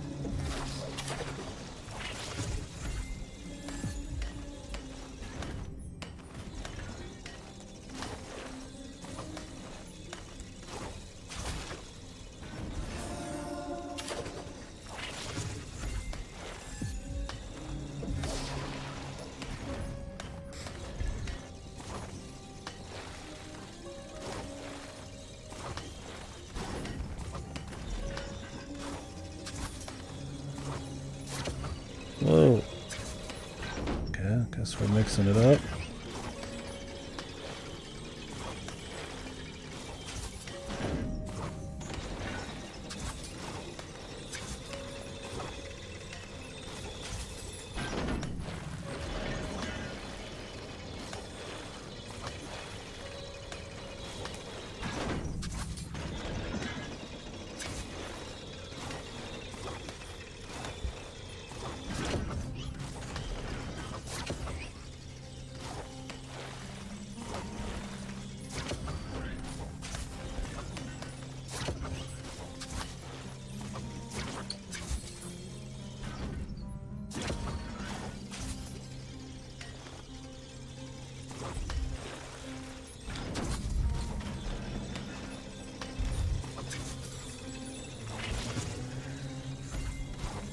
Cool. Good deal. All 3 magical bells. Hey, you have what it takes. Told you I was skilled. So you did. And a great demonstration at that. All 3. Hand them over. I'm surprised they let you clone. It's cool they do. Because they look like Xerxes. You've earned a sense of accomplishment, and then some. Good deal. Alright, yeah, now we can max out the weapons, then finish.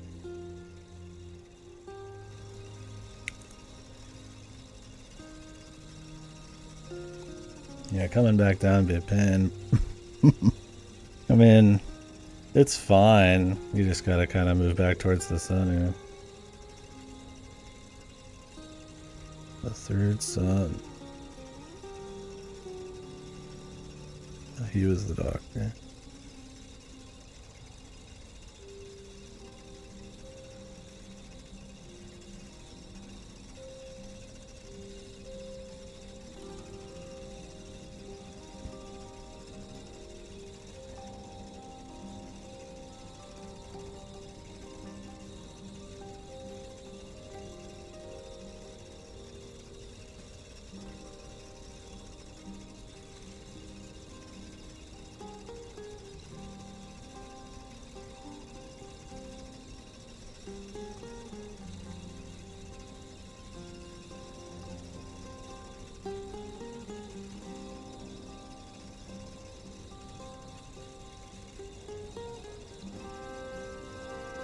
She swapped babies. Went from my guy to be Varum, dude.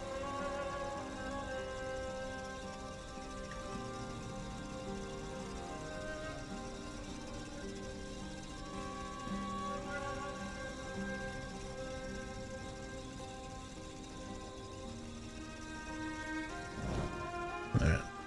Groovy. Yeah, who could the third prince be, right? Really a mystery.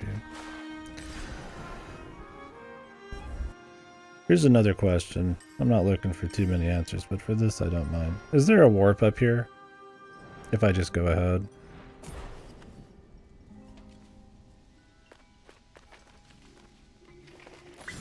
Rajin cut from the story. Some people were saying that maybe she was supposed to be the weird, like, forest lady, but I thought that was supposed to be an alien. I don't know. It was odd. She just kind of disappeared. I'm gonna assume there's a warp up here. And I don't have to walk from here to here. It's not very far.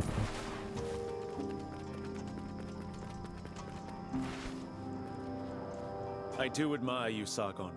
You don't need Artaban or Nade's help to get here. So the summit of Mount Karth is where it will all play out. Considering what Varum is after, he should be in the Hall of Divination Yeah, that'd be by cool. now. I must stop him before he absorbs the heart of the Simorg. And that power in the wrong hands could destroy Persia. The Simorg's feathers. I have some of them. I know they don't belong to someone like me. Bloodline is not everything. It's your actions that matter. And look how Varum changed. You must defeat him, Sargon.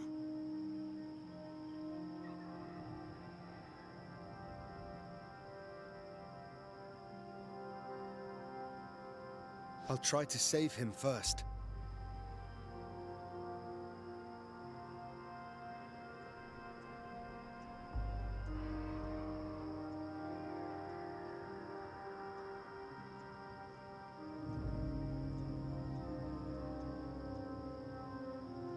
Okay, there it is. It may be the last time we meet. Sargon, bravery is what makes you immortal. The fate of Persia depends on you.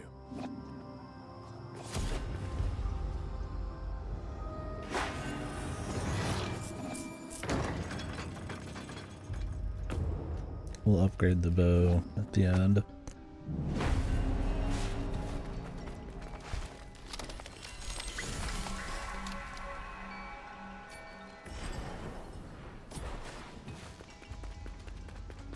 The Dracula approach, man. Goodbye, Bree. Goodbye.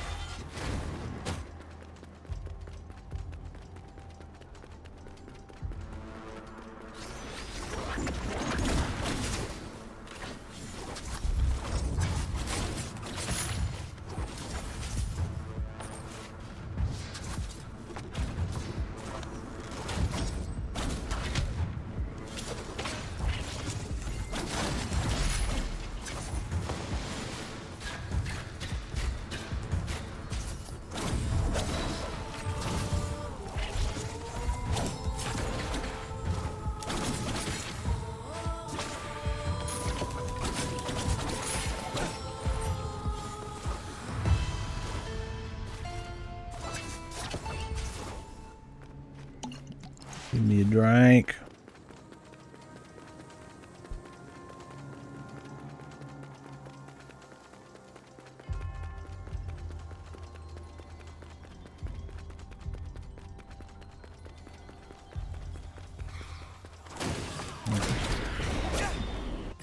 The point of no return, I imagine, here.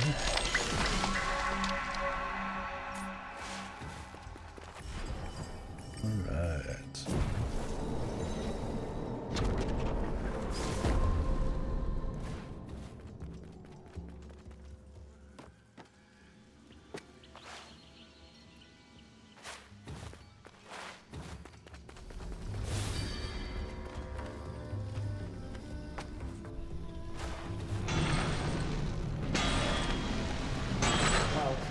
Muscle lady.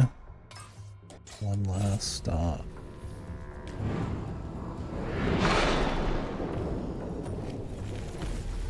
I don't. Oh, I'm sure.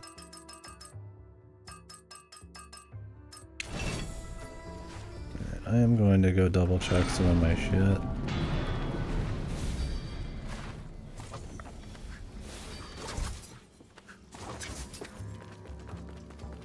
I'll do it there.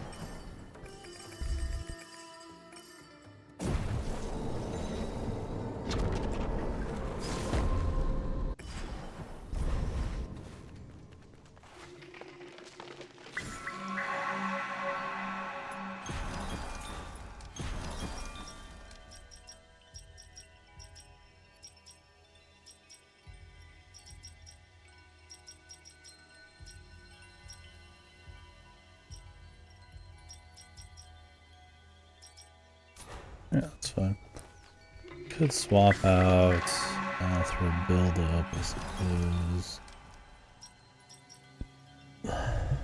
Dot tech. Let's just rock. Strike while the iron's hot, baby.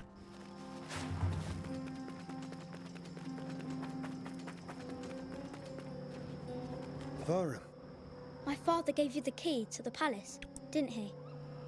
Then you can enter the Hall of Divination, ready to face me, the older me, who has lost control. You've seen your older self. I just know he's there, and I don't want to be like him. Sargon, you're still my friend, are you? There has to be a way to save him. I'll find a way. I didn't give up on you, and I won't give up on him. The actual point of no return. Shit, we're going in the foreground, in the background. All of a sudden, music. I've lost too much to trust the Samorg again. I can't believe in such a cruel god anymore.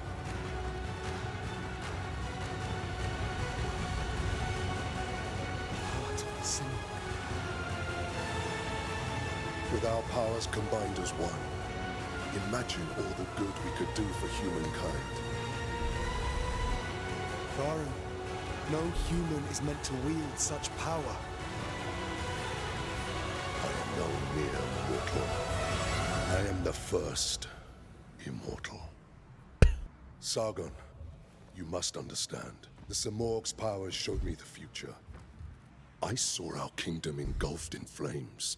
Our people suffering for nothing. Persia vanishing. Corrupted from within. We can stop it, Sargon. We can build a world free of deceit, lies, human weaknesses. Help me save Persia. Give me your powers.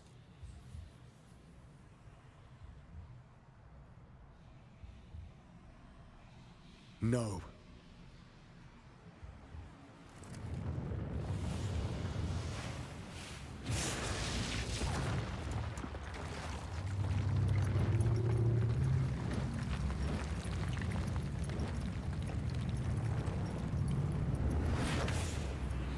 I am time and space. I am creation. And I will create a new, perfect empire. Varum! Varum, no! You should have joined me instead, Sargon.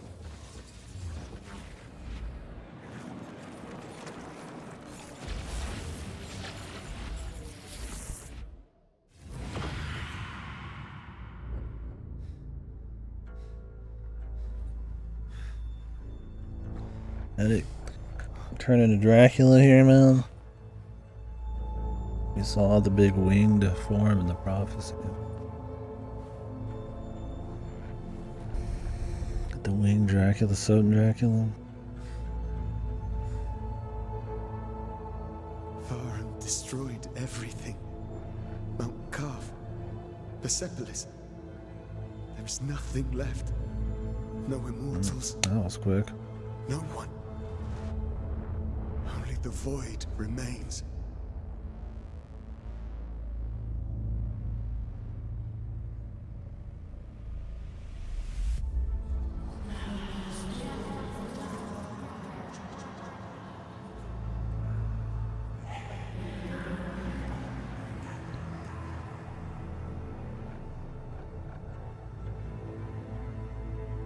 Mighty Simorg, you were the one gifting me life time and time again.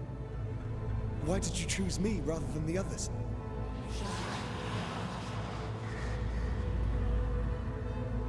I'm not sure I understand. That was the idea is that every time you game over you could see the Simurg in the back, so that's supposed to be different timelines. It's a cute way of handling the game overs, weaving it in. They are always with me.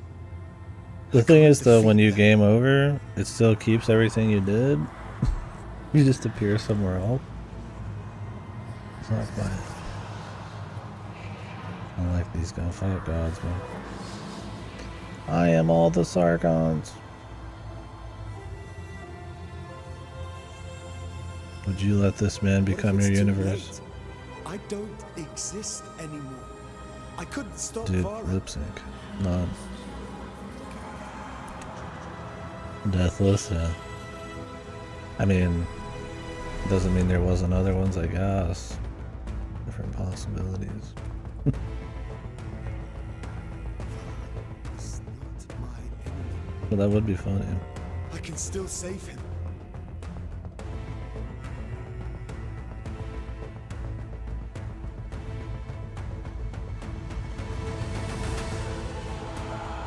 This guy didn't have much of an arc, did he? He started a little cocky, but really just a guy in over his head. Was good at smacking people in the face with swords. I guess that's how it be sometimes, man.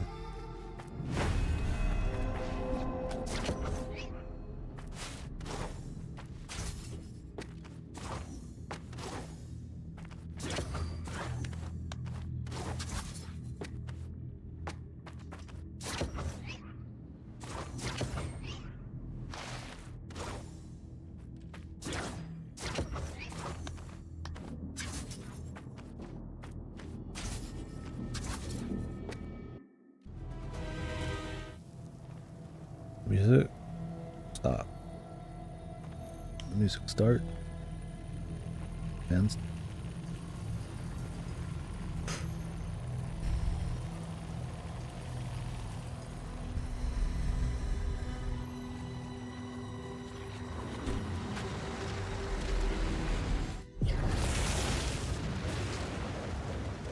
Why do we need to save Varan? We killed our buddies. Let's kill him, dude.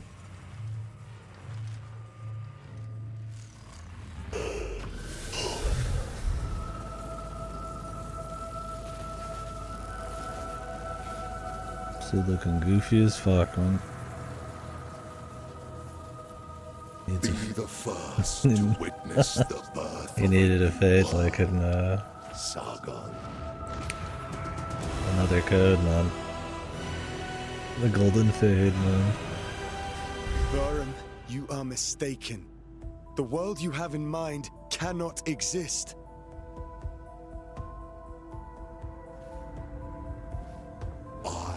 Zanza. And only the creator. A new world is not up for debate. It manifests itself for all.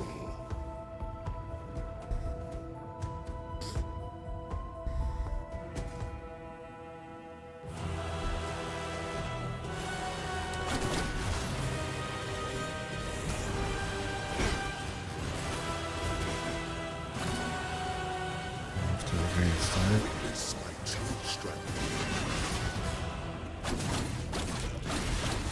He's got phases for sure. Soon, a world reborn.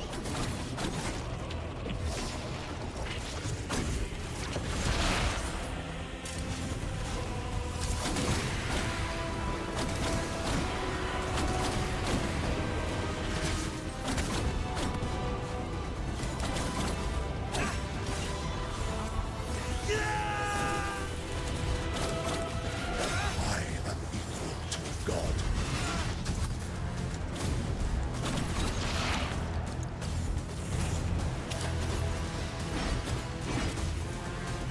I get hit by those blades. Efforts of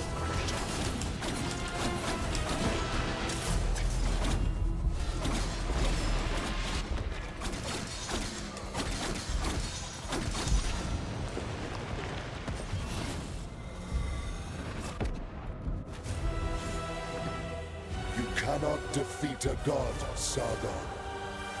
I can't join you either.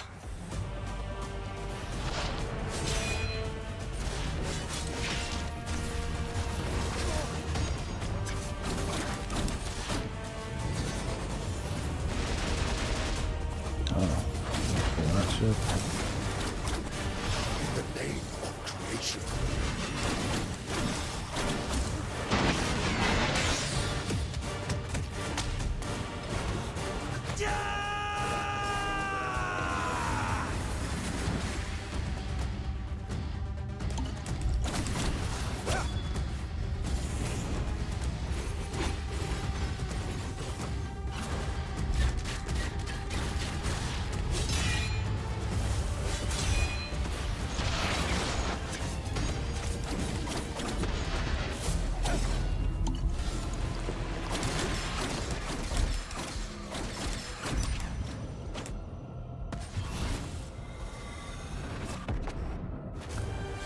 You are resisting the inevitable.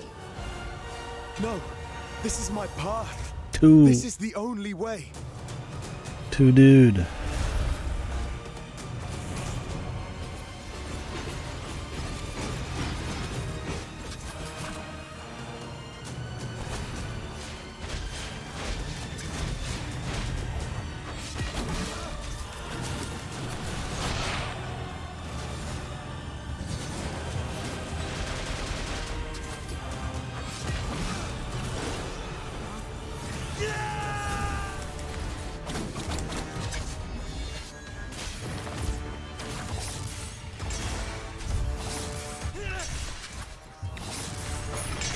Multiple.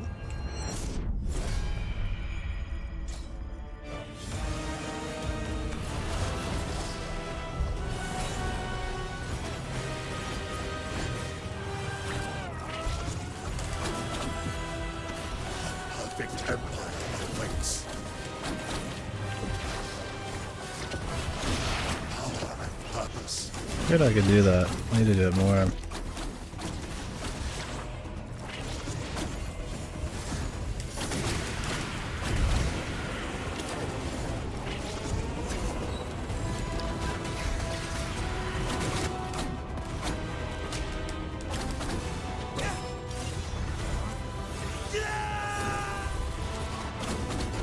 This is my sacred duty.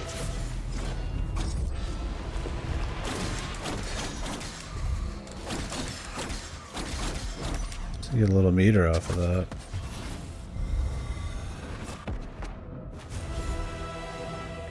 You cannot.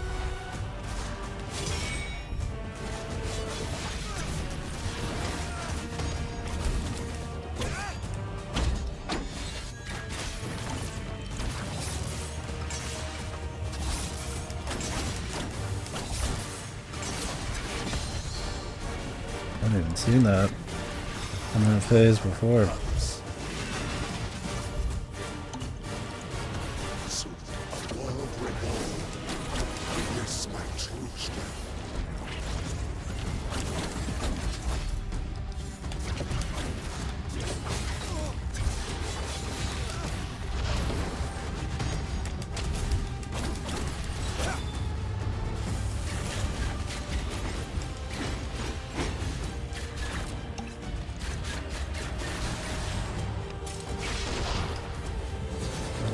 casting to it. So far away, man.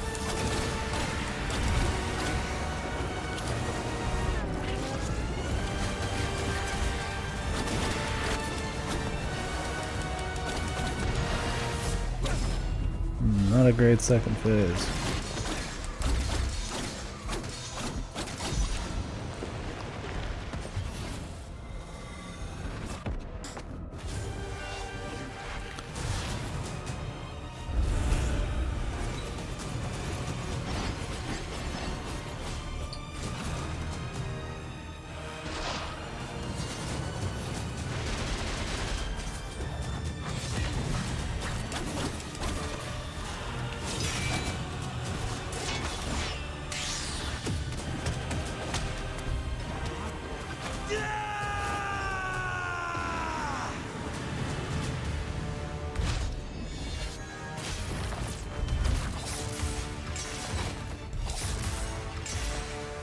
Yeah.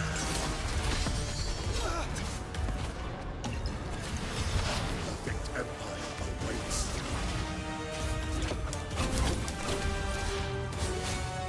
In the name of creation, efforts are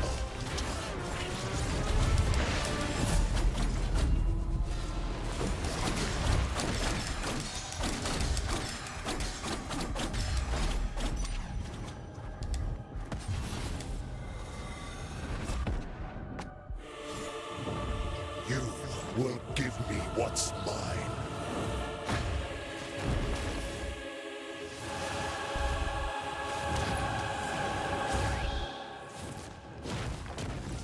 It's over.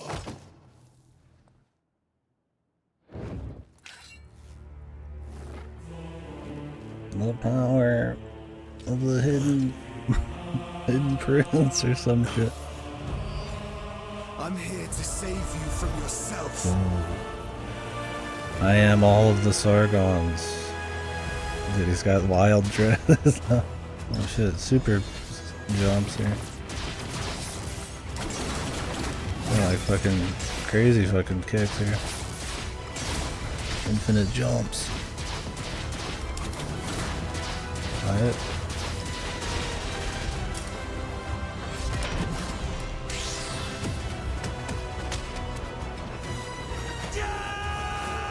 It's cool they changed the gameplay too. You're like fucking on roids, man.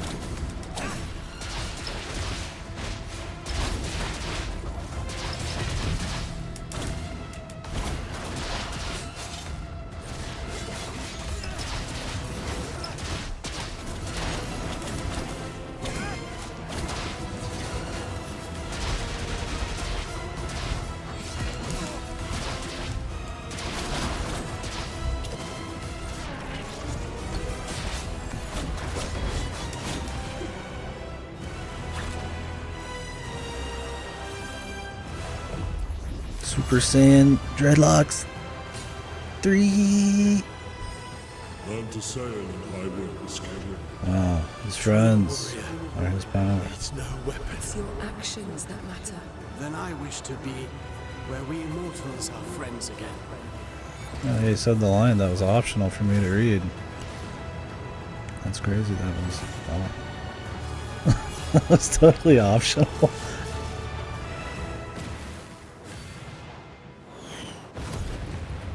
And,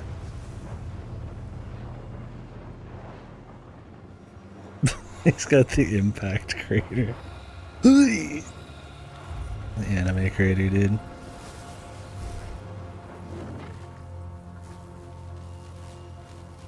He's zip zapping with power. You were right, Sargon. The Smorg's powers were never ours.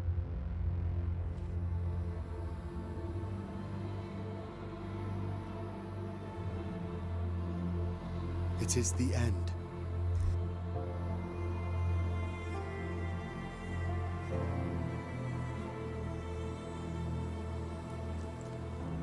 Virgil, come with me.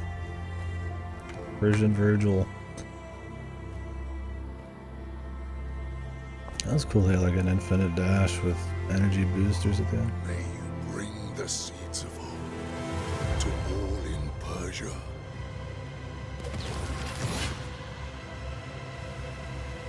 He's gonna kill himself for some reason. Varun, no!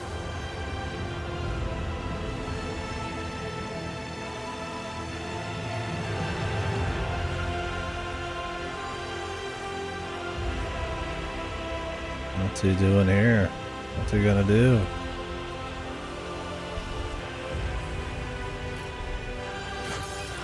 They giving back the power?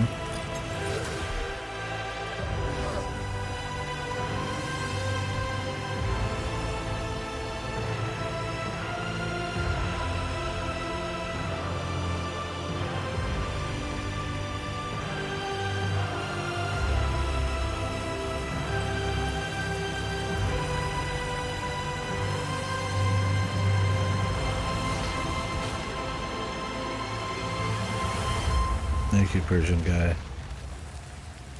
And other Persian guy.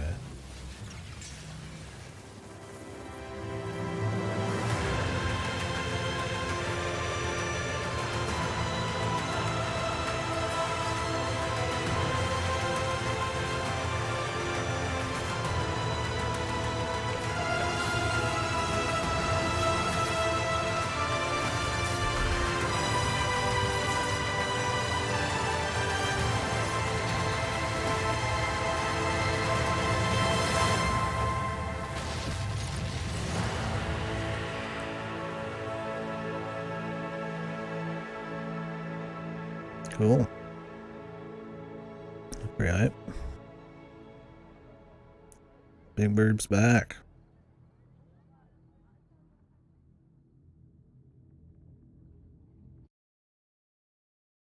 Well, they got the anime shit down, that's for sure, man.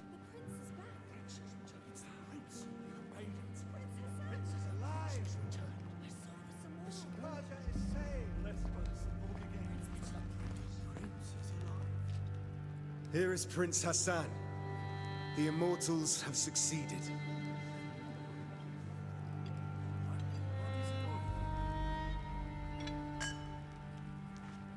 What's going on? History will remember you. May our paths cross again. Your Majesty. Not anymore. Sargon, you brought back the Simorg, a triumph worthy of a king. I need no praise. My blades served the crown, but in Mount Kaf, they were bloodied with the truth.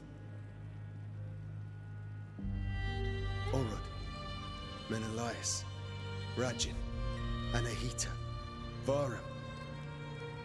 All dead now. Where's Raja again? A small price to pay to secure my bloodline.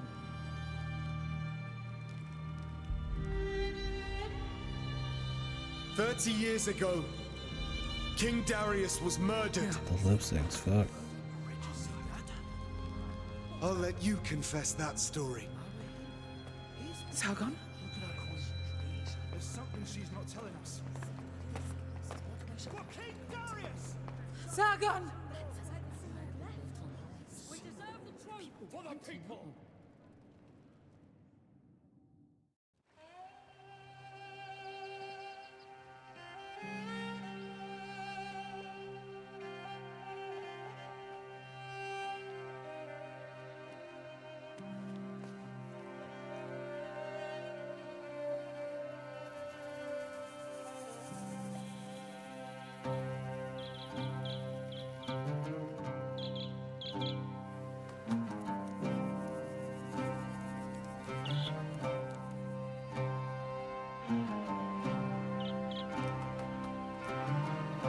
Sargon, you have to kill the Greek gods. What? The bird. This old man. Spooky.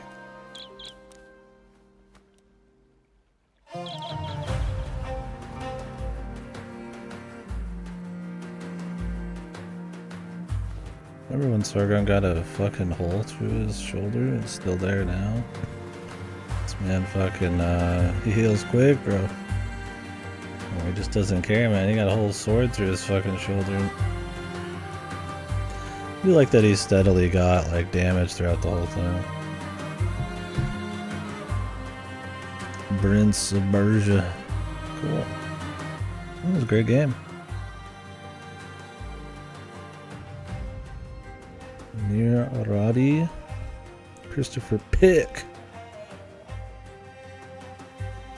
Cool, man. Yeah, how many people ended up making this? Not like the entire Ubisoft world, just this game.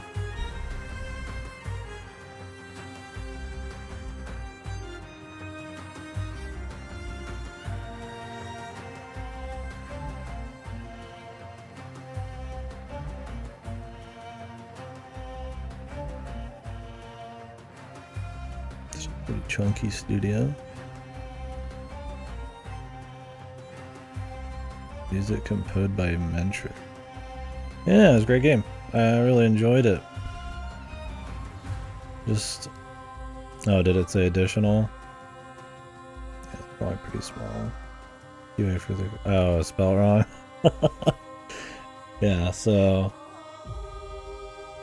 I guess we could start breaking it down a bit. Yeah, so I mean... Just, I guess the standout stuff is it just... an extremely smooth, and on the gameplay side of things, just polished Metroidvania. Great movement, animations look awesome, the feedback's great. Enemies and platforming challenges to match, crazy mobility and very reactive gameplay. But while still having, like, at times, pretty tricky, kind of think ahead sort of platforming too, because you can displace yourself and kind of warp and they do clever stuff like have delayed platforms and stuff you kind of have to play with, and it's cool. You could definitely tell it's some of the people who made Rayman Legends, I'd imagine.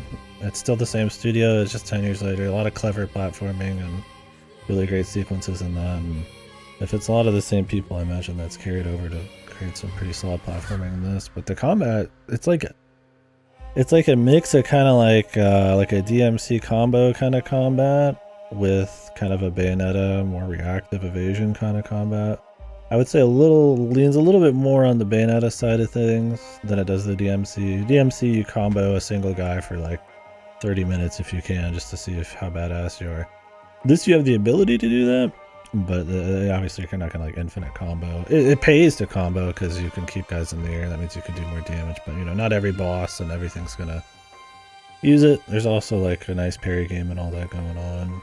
But it's just real smooth. Enemies are very fast, very lethal, but you also can pretty much have iframes like all the time and can react with just as much speed, so you're not just like flying around dashing against an enemy who's like a fucking rock, right? So but it feels good. It doesn't feel bullshit, it doesn't feel jank. Just enough spacing on all your moves, just enough like gap closers. Always pacing really well, I feel like new abilities. I mean, I didn't even really get to use the grapple that much, but it's really useful. I mean, you just launch to every enemy. You can launch to platforming challenges and, you know, things that, you know, anything you pretty much think of. You can yank stuff off of people. I mean, that was pretty much in the last, you know, couple hours of the game. So it's pretty much all throughout you're getting, like, new things. Whether it's a really clean double jump that has, like, a certain amount of, like, kind of loft in the air so that they can make platforming around that delay, from, you know, dashes to being able to warp yourself all around, or, you know, set like after images and shit more back. There's a lot of cool stuff. Some of it's unique, some of it's just taken influence from stuff like, you know, Celeste or Metroid or even Dark Souls and stuff like that, and kind of like making it work in a way that I think is wholly original and very polished, right? So you could be like, oh, they got the Hollow Knight notch system, and well, I think that was one of the more probably okay elements of this. It never feels like it's just trying to like ape anything. It's very clean, you know. There's not many Metroidvanias that probably have this smooth movement. It's definitely gonna be spoiled for smooth movement. They're gonna have a high bar for smooth movement for a while. with stuff like this and like Dread and all that kind of stuff, there's a lot of really clean Metroidvanias with really godly movement. But that this also, you know, a lot of Metroidvanias, it'll be like you pick one, right? Like Ori is like, that's platforming, right? Guacamelee is like mostly action, right? But a little, you know, there's a little bit of platforming, right? Yeah, a lot of Metroidvanias kind of like pick their thing. This one just kind of does it all, which is cool. I would say, you know, like Metroid's probably another one that kind of like balances it, right? I would say, you know, something like Soten is a bit more action focused, stuff like that. This one's got very, you know, platforming challenges. I feel like they just came straight out of like a big 2D platformer, but then also cool action stuff and challenges, like some of these crazy bosses and stuff that get pretty spicy. I think hard mode's the way to go. I think even that's not too bad. If you're feeling really crispy, you could go for impossible, but you're going to start getting probably one shot. You already get two shot. I think this was a fair challenge. It was fun on Hero. It made you kind of enjoy getting upgrades because you really needed them, especially in the beginning. They come slow, and you're learning a lot. So the economy is really tight. You're always using all of your crystals. Especially if you swap to different amulets and all that kind of stuff. You find generally pretty cool side content. Either it's just nice challenges or cool fights. It's fun just to play, so they don't even have to do much to make it interesting. That's all pretty rewarding. The collectibles probably aren't too rewarding. And some of the amulet system can be hit or miss. Like I said, I feel like the amulets, you mostly just want to go for the stats, because why wouldn't you? Like make your attack stronger. Like that's always just going to be good every time. So that's just 2 right there out of the 12 you're just going to use, and that's if you 100%. So it kind of has, in a way, that problem sum notch kind of like badge point sort of Hollow Knight and that kind of shit systems do, where there's some of those that should just be upgrades. I think the ability to magnetize all gems around you should just be an upgrade. I think the ability to get more gems per kill should just be an upgrade. You're never going to pick those. I think the standing dodge should just be an upgrade. For 2 cost, and I think they patched it so that you can't even block unblockables from the back anymore, or block unblockables at all with it. There's just no reason to use it. Why would you use a 2 cost notch for a block that has a little bit of return fire, or a dodge has a little bit of return fire, but for the most part, like, it's just a huge risk when you could be parrying, which feels great, or you could be dodging. So there's a few of those things. I would say the notch amulet system, while fun and let me flavor the game a little bit, was probably if you could pick anything, probably the weaker part of the gameplay. There were still some great amulets. I liked the one that shot the wave. It changed how I played, because sometimes, you know, little enemies, I would just shoot a wave at them, or they would give me a little extra damage. It tended to be quicker and more, just flowed a little bit better than okay, I don't want like any like DMCA, so we're totally gonna mute this. Wait, I'll listen to it. I'll get back to you. Yeah, it's the same, it's the fucking mumble rap snare drum simulator. If you really want to hear that shit again, I'm good, brother. It doesn't fit this shit at all. But yeah, so I think the notch system probably could use a little bit more love. I think some of the stuff that actually changed gameplay is just not good enough when you put in like raw stats. So making those upgrades probably would have been good. Cut like a few collectibles, put those in as side upgrades. But really, it's hard to complain too much about even that, because there's just so much going on. Really clean combat, really clean platforming, fun fights. Not all super hard, but all fun. I guess another thing we can talk about that's kind of in the middle is, I would say, aesthetics. I do think it looks good. It looks polished. It is, you know, for the most part, a AAA or high budget Metroidvania.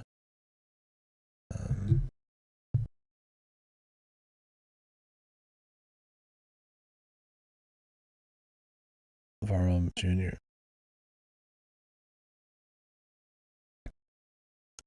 Time to go to another adventure, bud.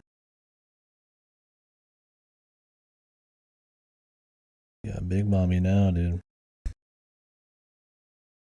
Well, So yeah, I would say it was a good looking game. I don't think it's anything you wouldn't expect to see in Prince of Persia. But I do think this kicks up the mysticism, the magic. Oh, you guys couldn't hear it. Sorry. You saw this up. All she said was, "Don't worry, I'll take care of Aura." That was it. Just a little bit of generic music. Yeah, so not anything that's gonna be like, wow, you're just gonna be looking at it like, whoa. There was a few cool actually areas. The time stop boat area was a wow area. I like that a lot. But there's a lot of detail, a lot of layers to the background. You know, not something you really see in a lot of Metroidvanias because usually they're, you know, smaller scale but more budget things. So you could kind of feel the more AA kind of like bigger Ubisoft budget kind of feel there, and I think they made good use of it.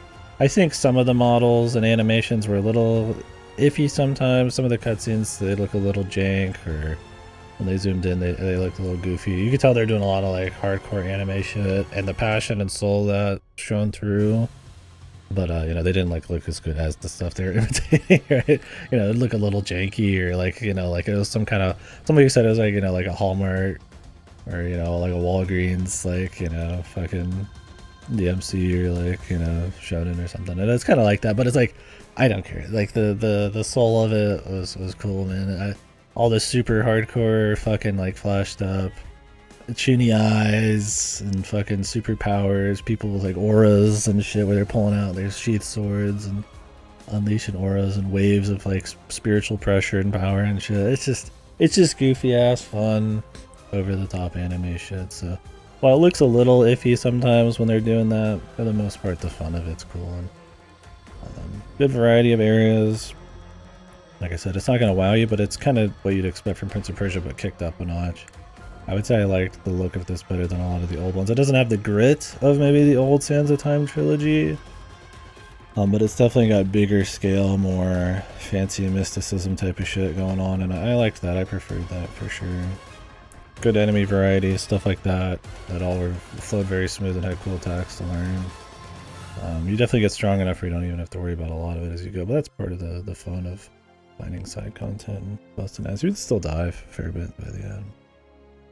I would say the music probably is kind of similar to the visuals. Not a whole lot of bangers or anything. There's a few that try to go hard and throw some spice in there, some guitar solos, or, you know, not like generic indie guitar solos, you know, some cute stuff. Some shit that mixes up the instrumentation or throws some neat vocals in there. It's not just generic. But I think the music's far too undermixed a lot of the time. I think you know, a lot of great Metroidvanias like Metroid and all that kind of stuff, and so they've got that music fucking boom, right there in your fucking ear, and it's nice, and it kind of really flavors the area.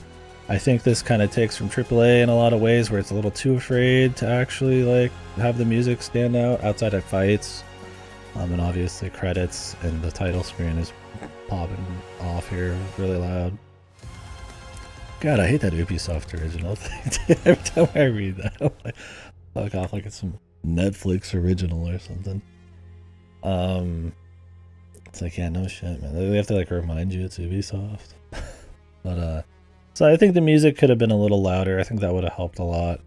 But it's trying to sound kind of cohesive, and I think it does a good job at that. It sounds like something you'd probably expect in a Prince of Persia action sort of game, right? I think they could have gotten a little bit more ballsy, cranked up the music a little bit in some areas, but I think for the most part, you know, throwing probably a big Ubisoft budget at it, it's probably about what you'd expect. I don't have a problem with it, but I definitely think that, and the visuals aren't like why you'd play. They're just good. They're fine. They're totally solid. I don't think they hurt it. I think they do a good job. I think one of the weakest parts though, and once again, not anything you'd play it for, it's probably the story. Good setup. You know, all these heroes just finish a war. It was hero difficulty, just the hard mode. Normal, hard, very hard. It's usually how it is in these. I just put hard in the title because that makes sense to people who aren't playing it. But I don't think it was immortal. I don't want to go too crazy because it could have made the game feel like shit. Because you never know with these devs.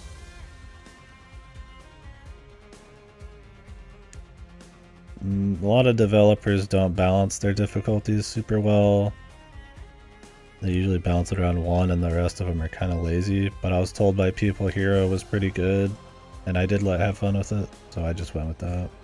Usually action games, you tend to crank it up a few notches and it's the right call. High skill type of game, but yeah, I didn't have any word on Immortals, so I was like, I'm not gonna get too risky there. I think it would have been fine. I think Hero wasn't too hard. It was right where it needed to be. I mean, I died quite a bit still, but I think you could probably do Hero Immortal and it'd be fine. First play if you're really feeling it. But yeah, I think story was probably the biggest whatever thing. I don't think it's bad either. It's just kind of there. Good setup. You go to this mountain. Time's all fucked up. Your friends all split up. Weird shit starts happening. I like the kind of chaotic, timey-wimey stuff going on. You're fighting different versions of yourself. They're playing into, you know, people are aging, 30 years, you've only been there for a few hours kind of thing. You know, some of your group's kind of falling apart because shit's getting odd. And, some of the people who are still behind there are kind of bizarre and stuff because of what's been happening. I like that setup. I think they could have leaned into that a little harder and kind of made it a bit more mystical and surreal and stuff, and it would have been just fine. But usually what kind of happens is about after the third inn, especially after your first farm fight, that's just kind of it. For the most part, they just set you up to just go explore. It's huge swaths of gameplay with very little story. Honestly, a lot of the dialogue and story is optional. You need to go talk to people, and I probably didn't as much as I should, but even some of the last cutscene actually has spoken dialogue that you only could have heard if you optionally went and heard it. So I don't know. That line probably comes out of nowhere for a lot of people, where he's like, "I wish we were in a timeline where the Immortals were still friends." But it's like I'd already heard it just before that, so I thought it was fine. But it probably sounds ultra cheesy if you never heard it before. But so it's an interesting choice there. I think it's a choice that really shows they were kind of focused on the gameplay. They didn't want to hamper it down with a lot of story, but so much of it's optional. I think the driving force of what's going on is strong enough in the beginning to kind of, you know, keep that kind of little worm in the back of your head as to what's going on in the story and kind of drive the action, set the scene. But from there on, it's kind of just about exploring. I don't think the main character really has much of an arc. He's cool. He's a simple guy. He's a good guy. He's a little cocky, I guess, at the beginning. And I thought maybe they were going to do something there, but for the most part, he's just, I don't know if he was somewhat humble over the journey with all the crazy shit going on, but he just goes from like a cool guy to just kind of an even cooler guy, I guess. He's just kind of, he's a good dude. That's kind of his whole deal. He's just a guy who's good at swinging a sword, and he's got people to beat up, and he's got to get out of this mountain because you're trapped there, so that's interesting. He's fine enough. I don't think he's gonna become some iconic, you know, Metroidvania character. It's really, you know, interesting. I mean, I'd be fine seeing him again, but I think his animations, his gameplay, and all that was really solid. But that's different. So yeah, there's some cool hype moments and all that, and setups for some of the bosses. But for the most part, the story's just kind of there. But like I said, it's just kind of part of it. It's kind of just there. It's not crazy. There is a lot of lore if you want to dig into it, and there's some cool backstory stuff. It can be a little dry and a little much at times. There's a lot of it.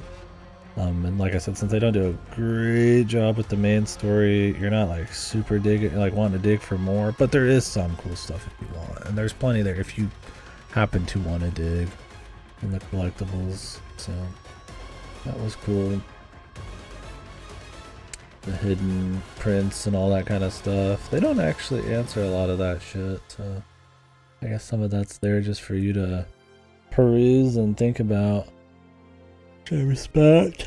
That's what a lot of, you know, if you're gonna try to ape Souls or something like that, you know, it's a lot of unsaid kind of lore and shit. Or fans or people can kind of imply or infer shit. I don't know if it's a world is too crazy about here that I care to go that deep, but it's neat. And what else? Oh yeah, there's some nice mentions. Some very genre savvy stuff that we were popping off to at the beginning.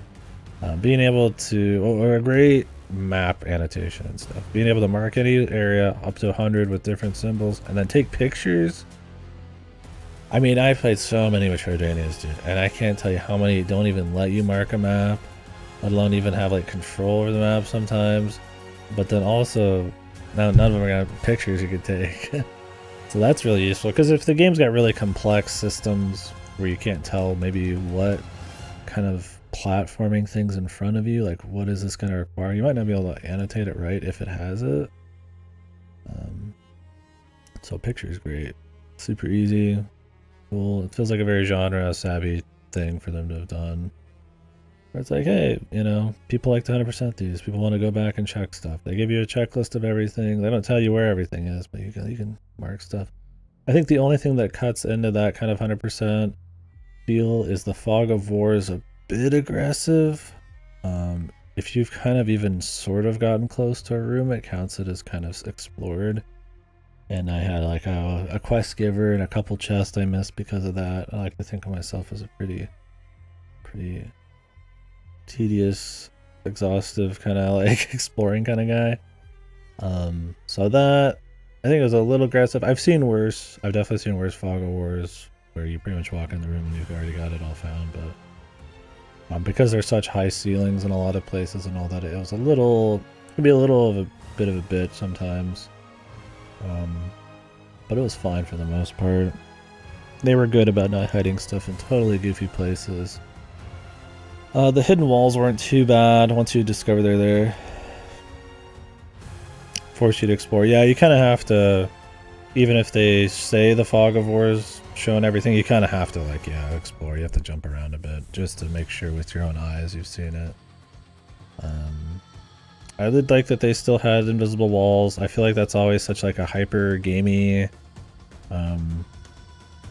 Metroidvania thing, but I feel like something like coming from like Ubisoft to be afraid till I give it to you, and I really respect that this had difficulty. It had explorable puzzle stuff. It had, you know, tough fights. It had invisible. It had walls you had to break. They weren't that crazy, right? This isn't like La Milana, or this isn't like, you know, Utopia with all the secrets and shit, you know. But it's got, you know, elements of that, and I thought to a sufficient degree, especially coming from Ubisoft. So. Yeah, that was another thing too. The maps were usually around the end, just so that you could get it to kind of clean up. They almost never gave you a map to let you start exploring. I think only at the beginning they did, and that's probably just to get people help them out, let you know what's going on. But yeah, mostly at the end, which I think was good. You kind of have to explore. That's what it's all about. I think you could make the argument with the game maybe it could use like a mini map, but I think the map pops up really quick. I've played some games where maps take a really long time to open. I think this comes up almost immediately. I didn't have a big problem with that side of it. So yeah, that stuff was cool. Oh yeah, my biggest problem with this game is bugs. Sadly, I've played much more buggy game. We did Bloodstain on like the weird pre-release thing. As far as Metroidvanias go, I've played a lot that I've lost lots of saves or percentages in, or that were unfinishable 100%, or that had a bunch of crazy bugs everywhere. This one, I wouldn't say rates super high on that, but probably a little higher than I'd like for a $50 AAA game.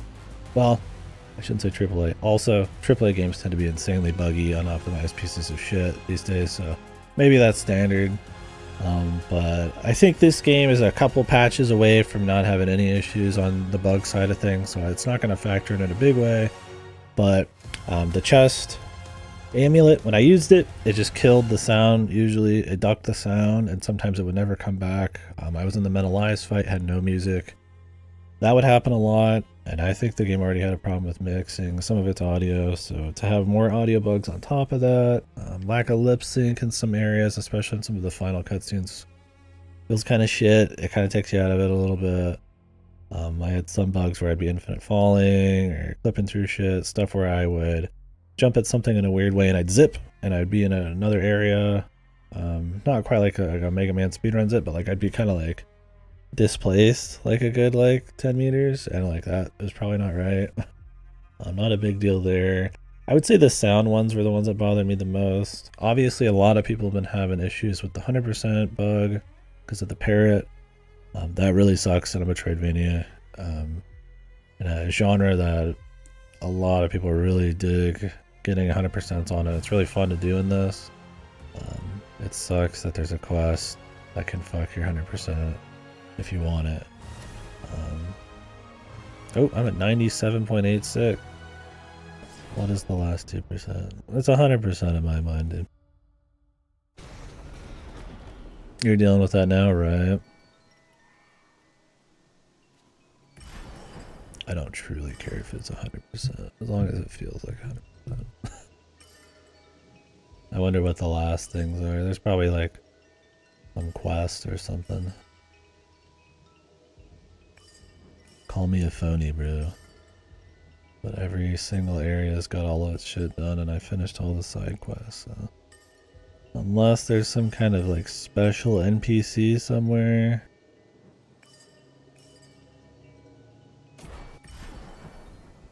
Unless I didn't save after I upgraded my weapon. Let's go see. Yeah, that sucks.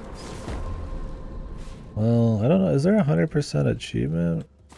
At least if there's not. Good to see you. You don't have to worry about that. Yeah, apparently I'm missing a percent. I couldn't tell you what it is, honestly. I'm not too worried about it. I got every single thing I could see. Got all the amulets. I mean, technically I haven't like upgraded everything, but I don't think that's what it is. I assume it doesn't count upgrading all these amulets. It might.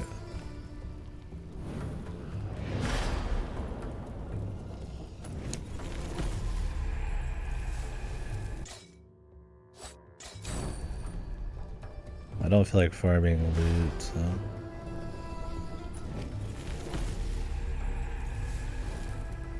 But we'll just upgrade these as I talk. But yeah, so I think it's overall a great game. If so, rip, yeah, it'd take forever. I always had the greater time crystal upgrade on, and I still am not close. I got almost everything in the game.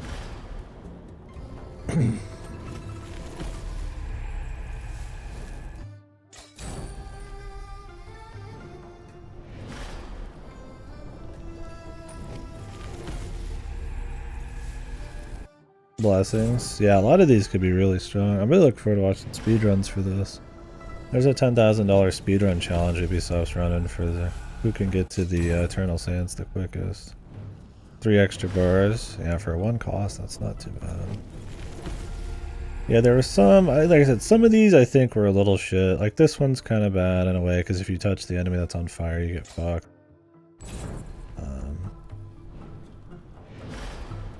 Final boss, yeah, extra fucking life bars, dude. So, kind of depends. I would say overall though, this is by far my favorite Prince of Persia game. I think all the other ones can eat a fucking load of fucking dog shit. That's what is by far the most fun, creative, polished of them all.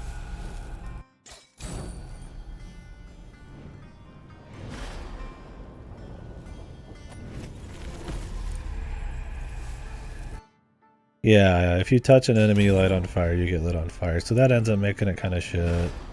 There's a lot of these, like the 6 attacks in a row, which are cool, but because bosses never can take more than 3 attacks, even that's risky. You just, there's a lot of these that just don't work out for their costs, but it's okay. You can still find some good stuff. The thing is, there's probably still some really cool combos. I don't think it's like solved. I just think you kind of, there's some really obvious ones that if you don't want to experiment, like just more attack power, that just kind of makes sense.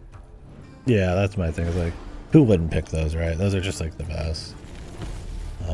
The chest one I would turn off a lot of the time because it would break my music, so that sucked.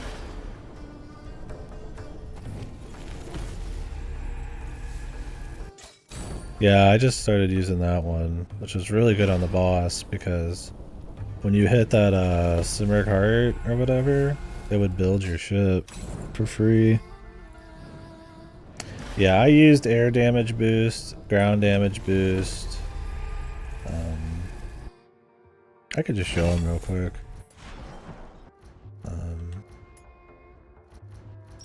Yeah, I used Void Blade because it was really fun. It was cool launching blades at people. It was really strong too.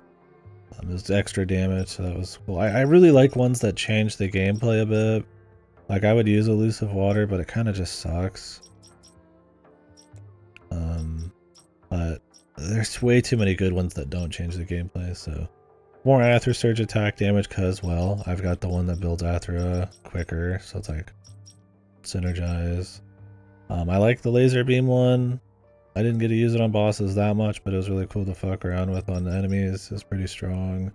You could create some cool combos with air attacks, of course, ground attacks. That's kind of it. I kind of wish there was a few more charms, or maybe they got rid of some of these and it was all just about gameplay changing ones. But I get it. I think as far as like notch systems, this is definitely not the worst. There's definitely some things in here that should have just been in as upgrades. The Jamshid one probably could have just been an optional upgrade. More time crystals is an optional upgrade. The ability to suck in crystals from afar should be an upgrade. Nobody's gonna pick those. I mean, that's cool if you are, but like, you're just gonna be less powered, so. I think some of these could have just been upgrades. The Divine Spear Stick. Yeah, it's just really cool. Like, these are the ones I like, the ones that change the gameplay.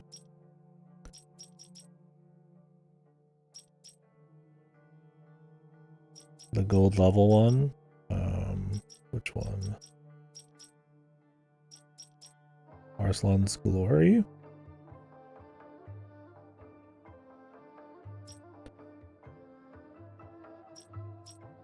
Or this one? Oh, gold level 1 amulet. That'd be Arslan's Glory. I used this at the beginning for a bit. King Jamshid. This is the one you buy. You buy this from one of the vendors. It emits a noise when you're near treasure chests. Yeah. It's not that good, so it doesn't count freestanding stuff. So if it's not in a chest, this will not work. It also breaks the sound of the game. It makes the audio lower when you're in a room with chests, but then it like doesn't fix it sometimes, so there's like no music and the sound's fucked, and it fucked with my bosses. And I found it happening a lot. It would fix itself sometimes, but not always, so I just stopped using it. I don't need it anyways. The chests were the easiest thing to find usually. There's only a few I missed, and those were usually ghetto ones where you had to break shit. Oh, that's another small gripe. There's a couple collectibles and things in this game where you have to break objects to find them. I think you either need to start doing that more or just not do it, because then it sets a precedent that I need to break everything I see possibly. I'd rather just not. I think the game's got way too much movement and stuff and speed and momentum for me to want to break everything I see. So I think that's probably a mistake, but it's not a huge deal. There's only 2 or 3 in the game, if I remember right. But that is definitely something to think about. There is a collectible in the archives that I found earlier today. It was in this room. You have to break a box to get it. I think there was an actual item somewhere in the depths that you have to break to get stuff. Welcome. Ard's Fortune? Which one was that? I'll have to check in a bit. Yeah, I used the one that got me more crystals for almost the entire game.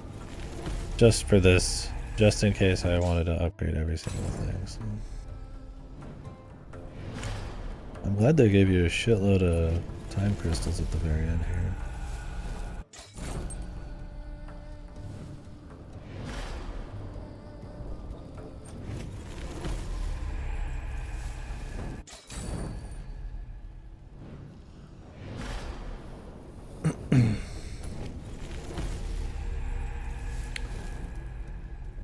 Yeah, that one's good. Yeah, some of these I bet you can make really cool builds around. You could do some critical builds that are probably really cool. Lowering the damage you take, this one's probably really good if you want to use it.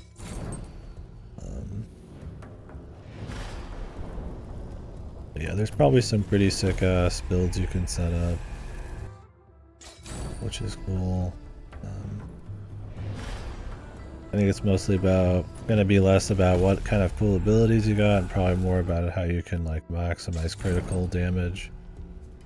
But that's okay. I'll have to watch some speedrun stuff.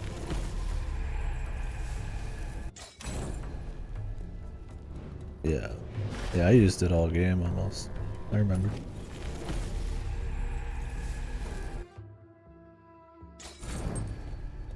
So I don't know where this missing 1% is on my pile. Honestly, I'm not too worried about it.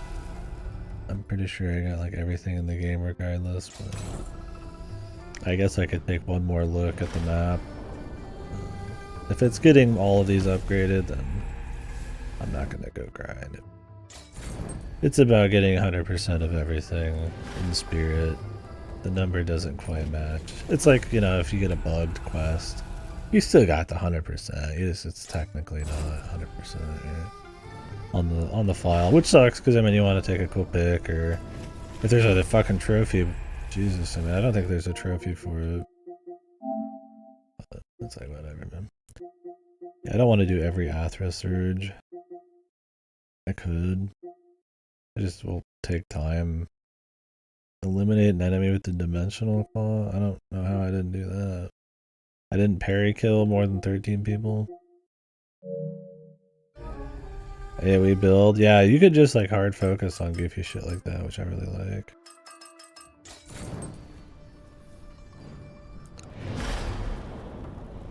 It's cool. I want to see people's combos too, man. So like when you fight normal enemies, you generally can't do too many crazy Devil May Cry combos. You can still do some, but you're not able to like infinitely combo. They don't allow you to keep hitting guys like you can in say like in a Devil May Cry or like Odin Sphere or something like that, right? But in the training room you can. And I bet you there's some fucking buck nasty, crazy combos people have pulled out. So that's really cool. I wonder if they'll do like a Bloody Palace DLC for this. They're definitely pretty interested in the DMC stuff, so that'll be interesting if they did. I probably wouldn't bother, but Hi-Fi Rush did. They whipped out the Bloody Palace DLC.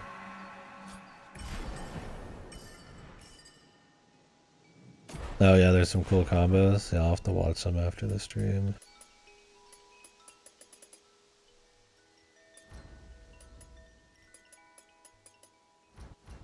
If I go into the final area, does it just show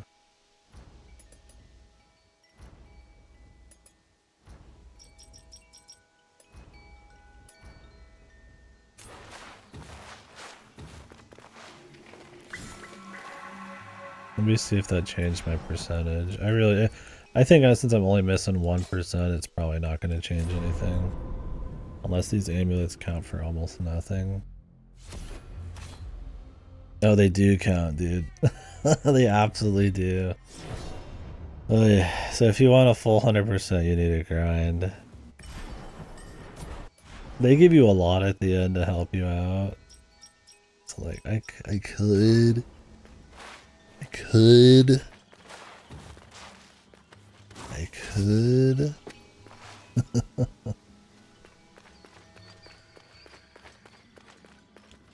But like, I don't really want to. I'll see if I got a new skin. I'll let you use that crazy superpower thing. Oh, exalted, dude. Oh yeah, dude. Psycho mode, dude. He's got the frosted tips, man. Fade with the tips, brother. Now we're fucking styling. That's pretty cool. So another problem I would say I had is the Athra surges. I would say this, as far as combat, the flow of combat goes, this is probably my biggest gripe. I didn't mention it earlier. I think you should have 4 buttons to press or more. I think that it's only square and only triangle, so you can only use 2 is extremely limiting because they already have a cooldown and they require a resource that on harder difficulties drains quicker. You just don't get to use it all that often. Yeah, you can go ahead. I'll watch it later for sure. I'll probably watch some shit after I stop the stream today. Yeah, by all means. Or maybe we'll watch it here in a bit. So yeah, I think you should be able to have more. There's too many Athras that are like, this heals you, or this hits guys above you, or hits guys below you, or is ranged, or you aim it. That's not always good on every boss, so having a bit more options lets me put some more situational stuff on there. You know, there's ones that cost 2, ones that cost 1, the ones that cost 3, so it's like, I think a couple more would have been good. I think 2 is a little limiting, especially for needing to parry to make a lot of use out of any of it. But I think, well, they were really fun to use when they happen, and when you put the Athra generation thing on, you tend to get to use them enough to actually not have it be a huge deal. Without that, they kind of, it's just use them like once or twice a fight max on bosses, if that. It's just kind of like, eh. Let me see here. 100 hours of Prince of Persia, inertia gods. There's no gamer words in this, right? It's just combo. No music or anything. I guess I could just mute it too. Let me fix that video here. He did nothing wrong. What are these fucking recommended videos, bro? Let's see this shit. Who did nothing wrong, bro? Yeah, let's do this.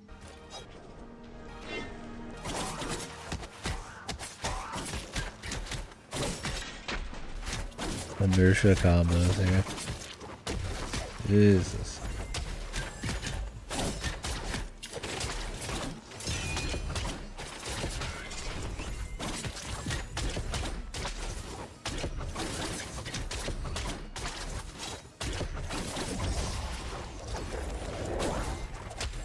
Zoom ins, man. That's my dubstep, man.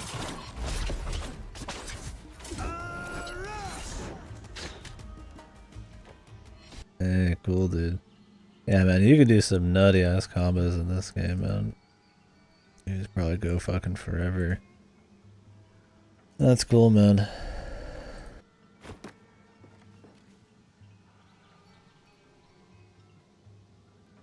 Yeah, I'll have to watch some more later. Yeah, I'm glad they have the training room. Because the actual combat, you don't tend to like combo guys for 10 hours. Because once they die, they disappear. Yeah, if you like that shit, go play Devil May Cry. That's like how the game just kind of is the whole time. Devil May Cry 5. That's a really good combo game. Yeah, that was awesome. Cool. Man, do I want to grind to get that last percent? Like 0.6%? How much money am I gonna need? I don't really want to. Welcome. I would need probably...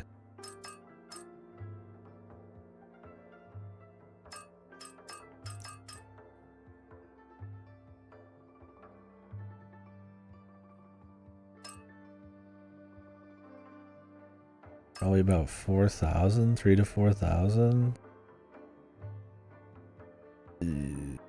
this probably goes 3 to like 6. So these are probably 1,000 a piece. With this, it's probably around 2.5, 3,000. This is probably going to cost 15 on its own. So it's probably about 3 to 5,000.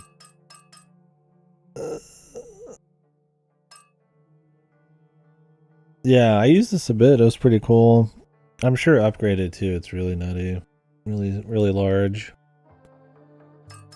Maximize your damage. Once again, I think they have enough cool stuff for these amulets. Or you could just make these upgrades in a different game and see how that goes. I don't know if I really want to grind to upgrade these. I'm glad they give you a lot of money at the end, but it's like,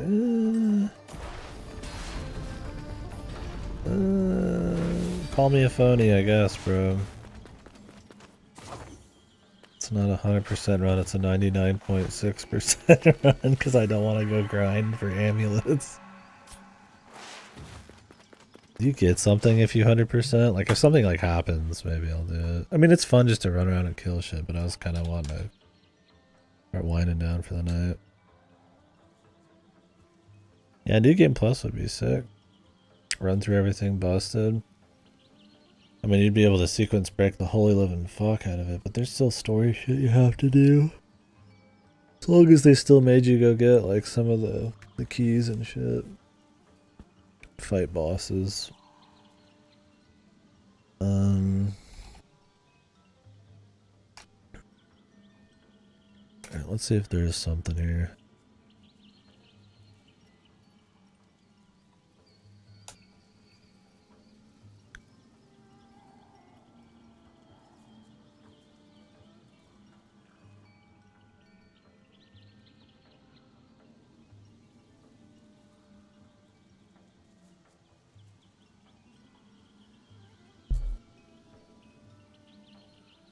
No anime girls? Yeah, where's the anime girls, bro?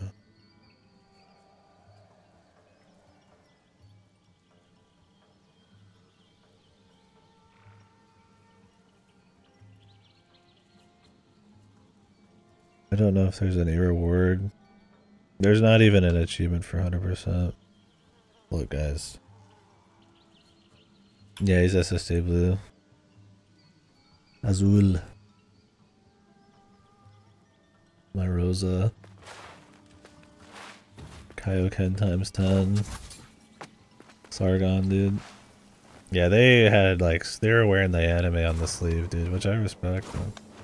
Fucking hype. Just go all out. Goofy ass, insane anime, Chuny cutscenes, man. I haven't seen this much Chuny eyes since probably fucking DSE or something. Everybody had fucking like a Chuny after image eye going on, like a light trail. Yeah, I don't know. I think I'm just gonna be okay with being a 99.6% gamer. I'm gonna even put on the VODs it's 100%, and nobody can stop me because it's 100% in everything but like a small crystal grind. it's a meaningful 100%. But yeah, if you do want to get 100% this, you do have to get every single amulet maxed out. That does count for like 5% of the game. So make sure to leave that crystal on. Leave it on, dude. Leave that amulet on that gives you crystals, because I left it on for, I would say, 2/3 of my game. And I still need another 4,000, 5,000 maybe. So I'd have to go grind up 3 to 5,000, which isn't too bad, but I don't have any more chests. I don't have any more crystal spots. It's just enemy grinds, which there's probably some enemies I could do that in. Probably, I bet we could probably get that in 30 minutes to an hour. Just leave that shit on. Yeah, forever. Never turn it off if you care about 100%, because you will not have enough money. I force died a lot, but you only lose 10, so I don't think that really made a big difference. You could just kill somebody for that, so yeah, leave that shit on. even for the final boss, because he probably drops shit and gives you stuff. Just leave it on for everyone. I only turned it off in the last probably 5 hours of playing, and that was enough to not let me finish without a grind. So, oh well. I wanted to put on amulets that were fun, not fucking money ones. Sue me, dude. I don't think that upgrading those should count for percentage, but I can't be too sad about it. Look at that shitty eye, dude. Because it doesn't count for a trophy. So it doesn't matter. But yeah, I'm not using every Aether Surge. These probably be easy, but okay. Thanks for watching. Thanks for playing. Well, yeah. Overall, great game. I was a little skeptical on this one when they announced it. I think everybody was. The shitty mumble rap, snare drum, fucking trailer felt like the antithesis to what Prince of Persia was all about. It's just more of like a gritty, like, you know, 100 Arabian Nights or whatever kind of thing going on. My man's dreadlocks, I don't mind them now, but they probably weren't doing much for the fucking advertisement of the game at the beginning. But once I heard a little bit about the game, I was like, okay, this could be cool. I definitely did not expect it to be a top tier Metroidvania. I'm really glad it is. Knowing that it's from the Montpellier, slaughtered that.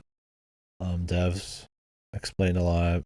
I don't think they've done a whole lot crazy stuff since Rayman Legends, but I hope that we see more kind of somewhat budget, but like focused, more kind of vision fashion projects from AAA devs instead of like bloated, one size fits all, $500 million budgets, 400-man projects like Assassin's Creed and stuff. Yeah, I think it's great. I respect the 10. It's good. Never played any Prince of Persia before this? They're not like this. If you do get back to me, I'd love to hear your opinion on them, but yeah. The originals are kind of in a way like this, but because they're 2D. But the Sands of Time are 3D platformers, and they're much more rigid, much more janky, and much more irritating. This game's way harder than any of those, but I found myself way more annoyed and salty at the Sands of Time games because they're just not fun. Like, you'll get killed by jank and stupid stuff, and you're just like, ugh, this is not interesting. There's cool stuff about them. I get why they were loved at the time. They have a neat blend of like gritty Arabian Nights and like, you know, rewinding time and action and platforming. It's kind of a little bit of everything in this kind of like cute little Hollywood package. But they're just not that fun. They're just kind of a pain to play. Can't speak for the reboot. It's been too long, but yeah, this one's definitely the best by far. It's a power gap, massive power gap. I don't know. I could tier list these, but I'll tell you right now, it's not going to really be anything worth a shit. It's going to be this game with like 50 fucking gaps in between it, and then it's going to be Sands of Time, and then it's going to be Two Thrones a tier below that, and then it's going to be like 2 fucking gaps between that, and it's Warrior Within.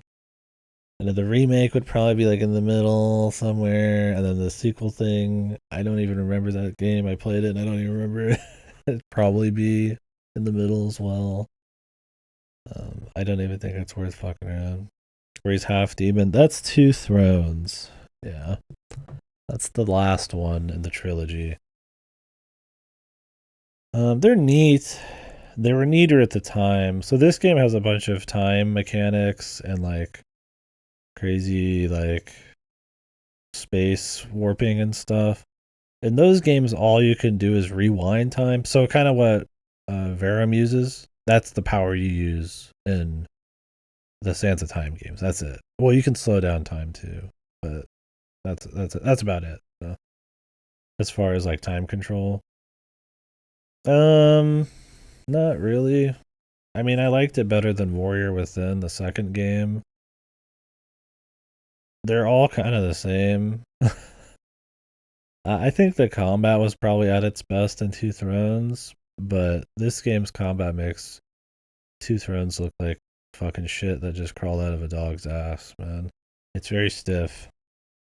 The platforming's probably at its best. They introduce stealth. He gets the chain whip mode instead of just fighting with knives and stuff. I would say it's just kind of okay at best. I didn't like it, but I didn't hate it, I guess.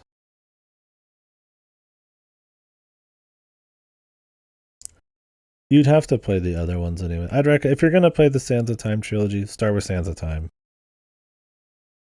Then if you really love it, do Warrior Within and Two Thrones. You'll probably be fine with it. If you hate Sands of Time, if for some reason you decide to play them, then just stop and just only play this game. Just play this game again, because none of them are gonna be any different. The reboot game, Prince of Persia 2008, was it? Is a brand new story. People didn't like that it had a bit less of a grit to it, that it had a lot of collectibles, that it was a bit more desolate, I guess, at times. I don't remember really hating it a whole lot.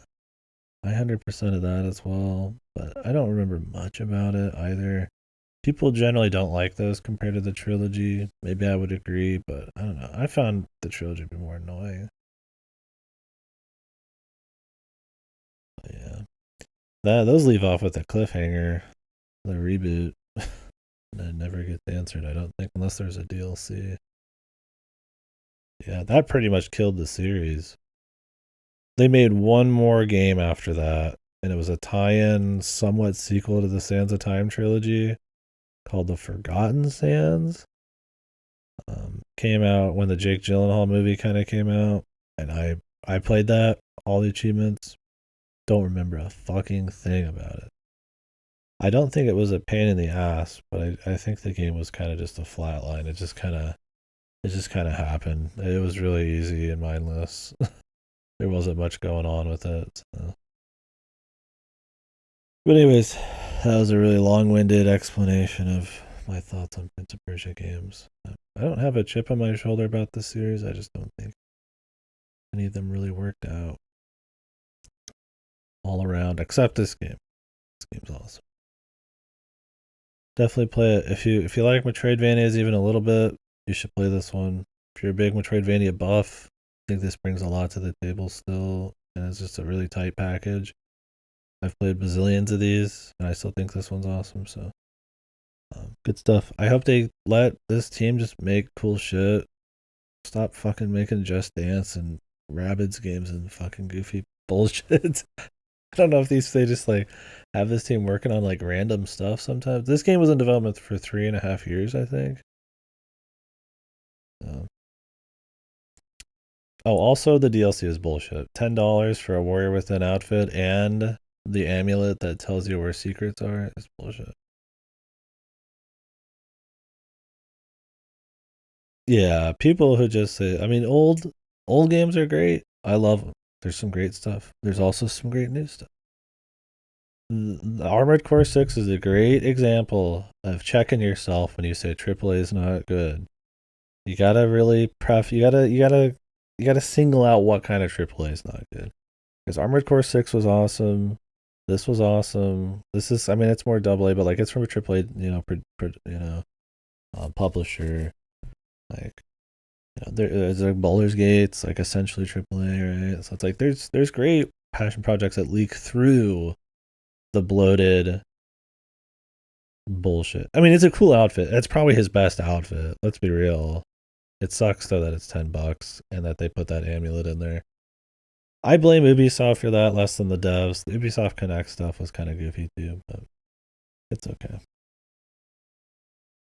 It is as cool. It is this coolest outfit, the Warrior Within one.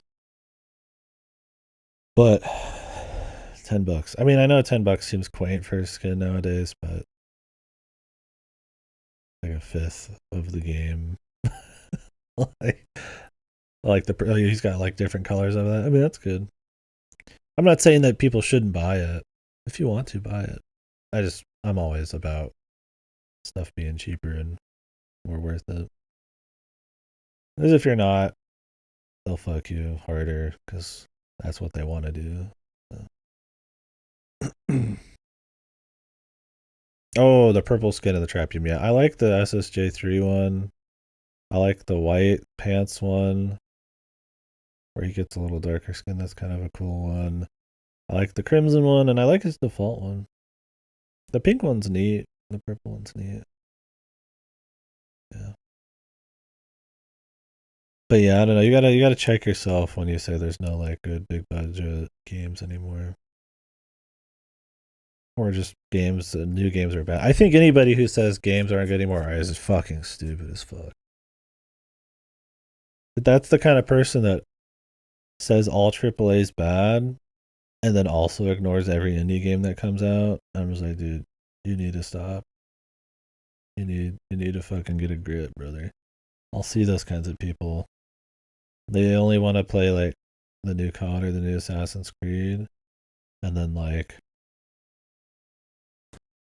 they're like tired of him. And it's like, well, just play some indies. But no, there's been great games in every generation. I think people should explore old stuff. You should play new stuff. Yeah, the SSJ Blue Sargon would be cool. It'd be neat if you could use his super powered form in like post game. His SSJ Blue one. But I get that might be too OP. But I mean, the game's over, so I don't mind. But maybe you could just like put it on as like a cheat code or something.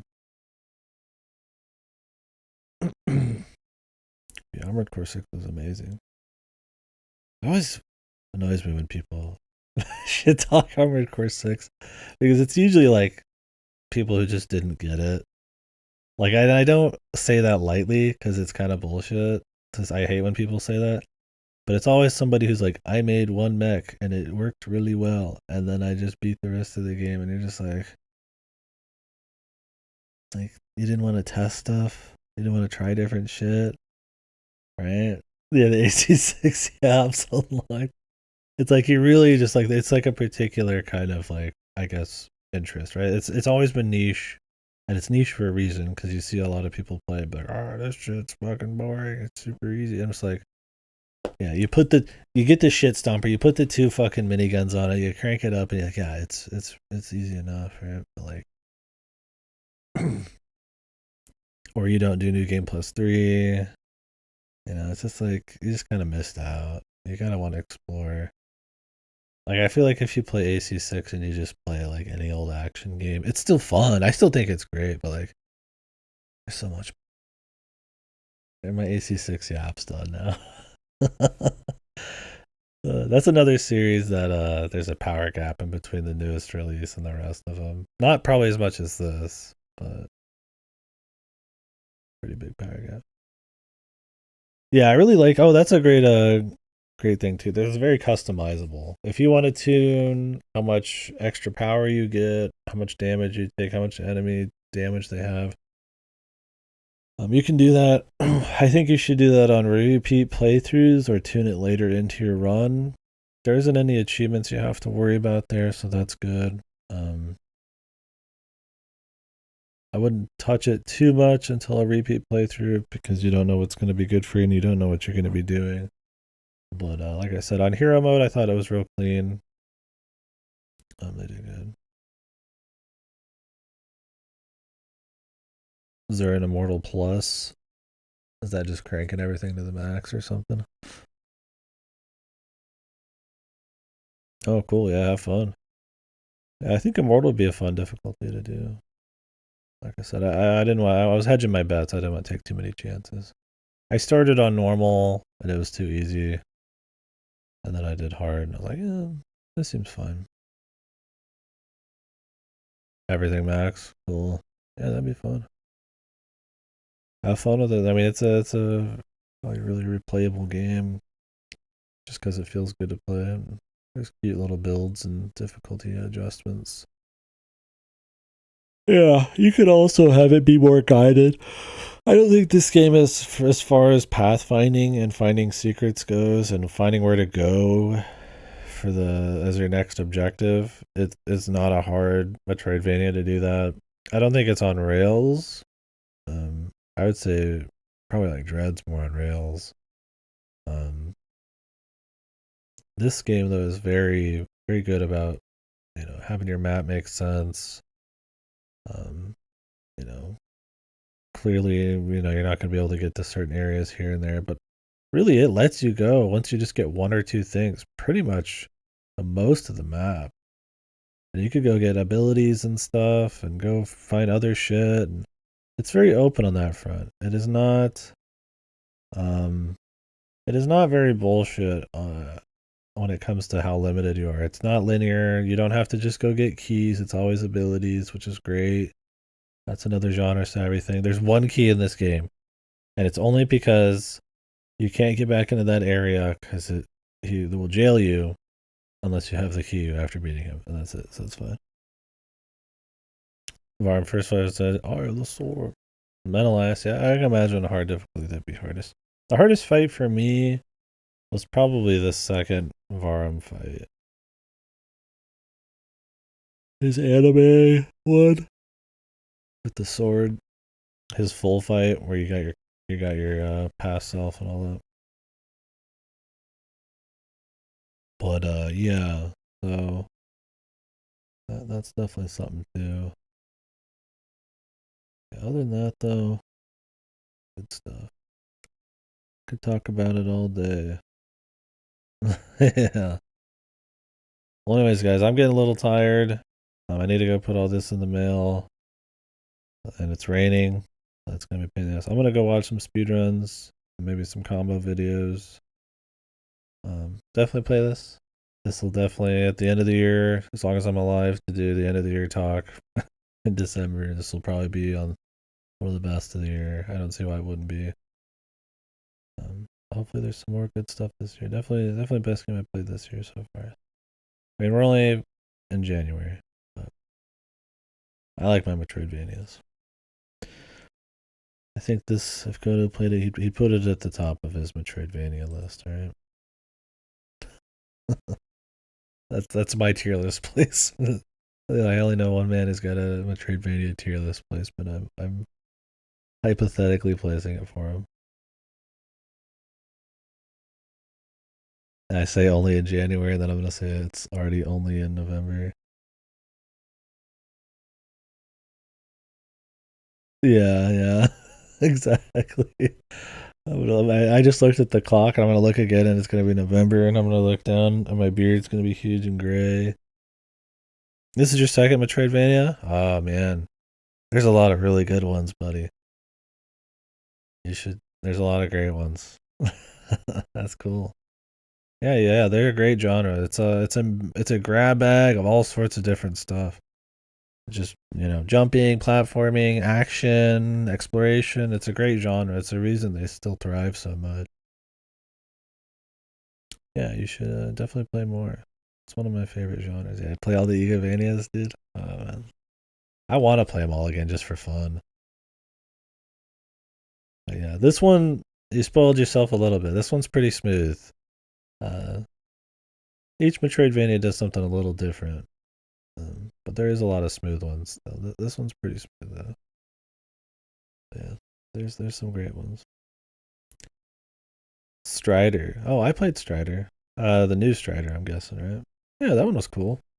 God, it's been a while since I played it though. Yeah, I had fun with that. That one had pretty clean movement and combat and stuff. It had some difficulty. But cool. It's old. Well, they remade Strider. So you might be like, I mean, I might show how old I am. There's like a Strider that's like really old, and then there's a Strider that's like 10 years old. So there's a 1989 Strider. I'm assuming you're talking about the remake in 2006. Yeah, ninja stuff. Ninjas are cool. Reminds me of that Mark of the Ninja game. That one, was that a Metroidvania? Mark of the Ninja? I think it was more like a stealth Metroidvania. It might have been actually level based. Yeah, that's not a Metroidvania, but it's pretty smooth combat. So that one's a little bit more. That one's old at this point, isn't it? Mark of the Ninja. Anyways, that's a good game. I like ninjas. But yeah. Well, cool. Well, you could play the games that coined the term, the Metroid games, the Castlevania games. Can't go wrong with those.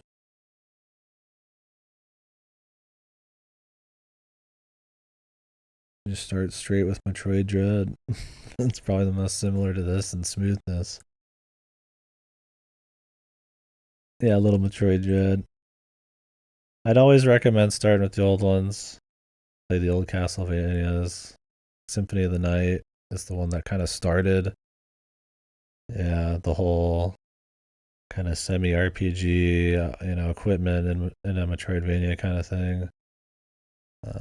But yeah, those are called Igavanias, because Iga is the name of the guy who made them. So Symphony of the Night, Dawn of Sorrow, Aria of Sorrow, Chain of Memories, or is it Circle of the Moon? I think it's Chain of Memories. Not Chain of Memories. That's Kingdom Hearts. I think it's Circle of the Moon, Harmony of Dissonance, Portrait of Ruin, Order of Ecclesia, one of my favorites. And I'm probably missing one. So those are great. He also made an indie game recently, Bloodstained, Ritual of the Night. So that's really cool. Then obviously the Metroids. I wouldn't play Metroid 1 or 2, but you could play the rest. Yeah, you play as Alucard in Symphony of the Night. Yep. That one's got bitchin' music. Really fun. Nice little challenge with boss fights, but you can get very customizable.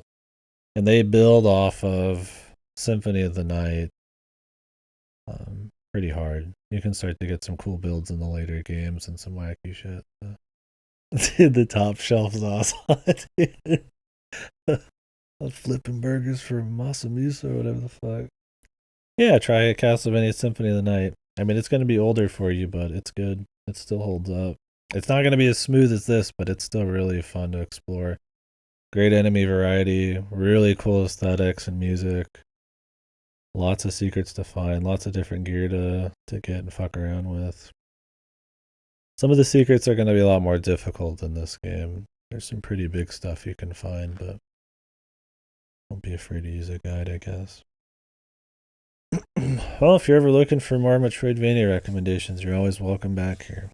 We talk about them a lot. I played one last week, Minoria. That was cool. We're going to play another one soon. Let's play Momodora 5.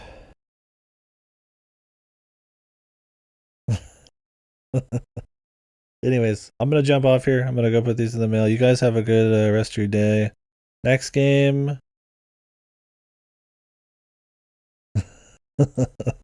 There's just this like fucking goofy meme video about a vampire saying wacky shit. That's just one of the lines he says. The Dracula flow, yeah. It's just like reminds me of Castlevania. They don't know of him. But yeah, I don't know if we're doing Power World. Probably not. I kind of want to keep playing like actually guaranteed good shit. We'll see.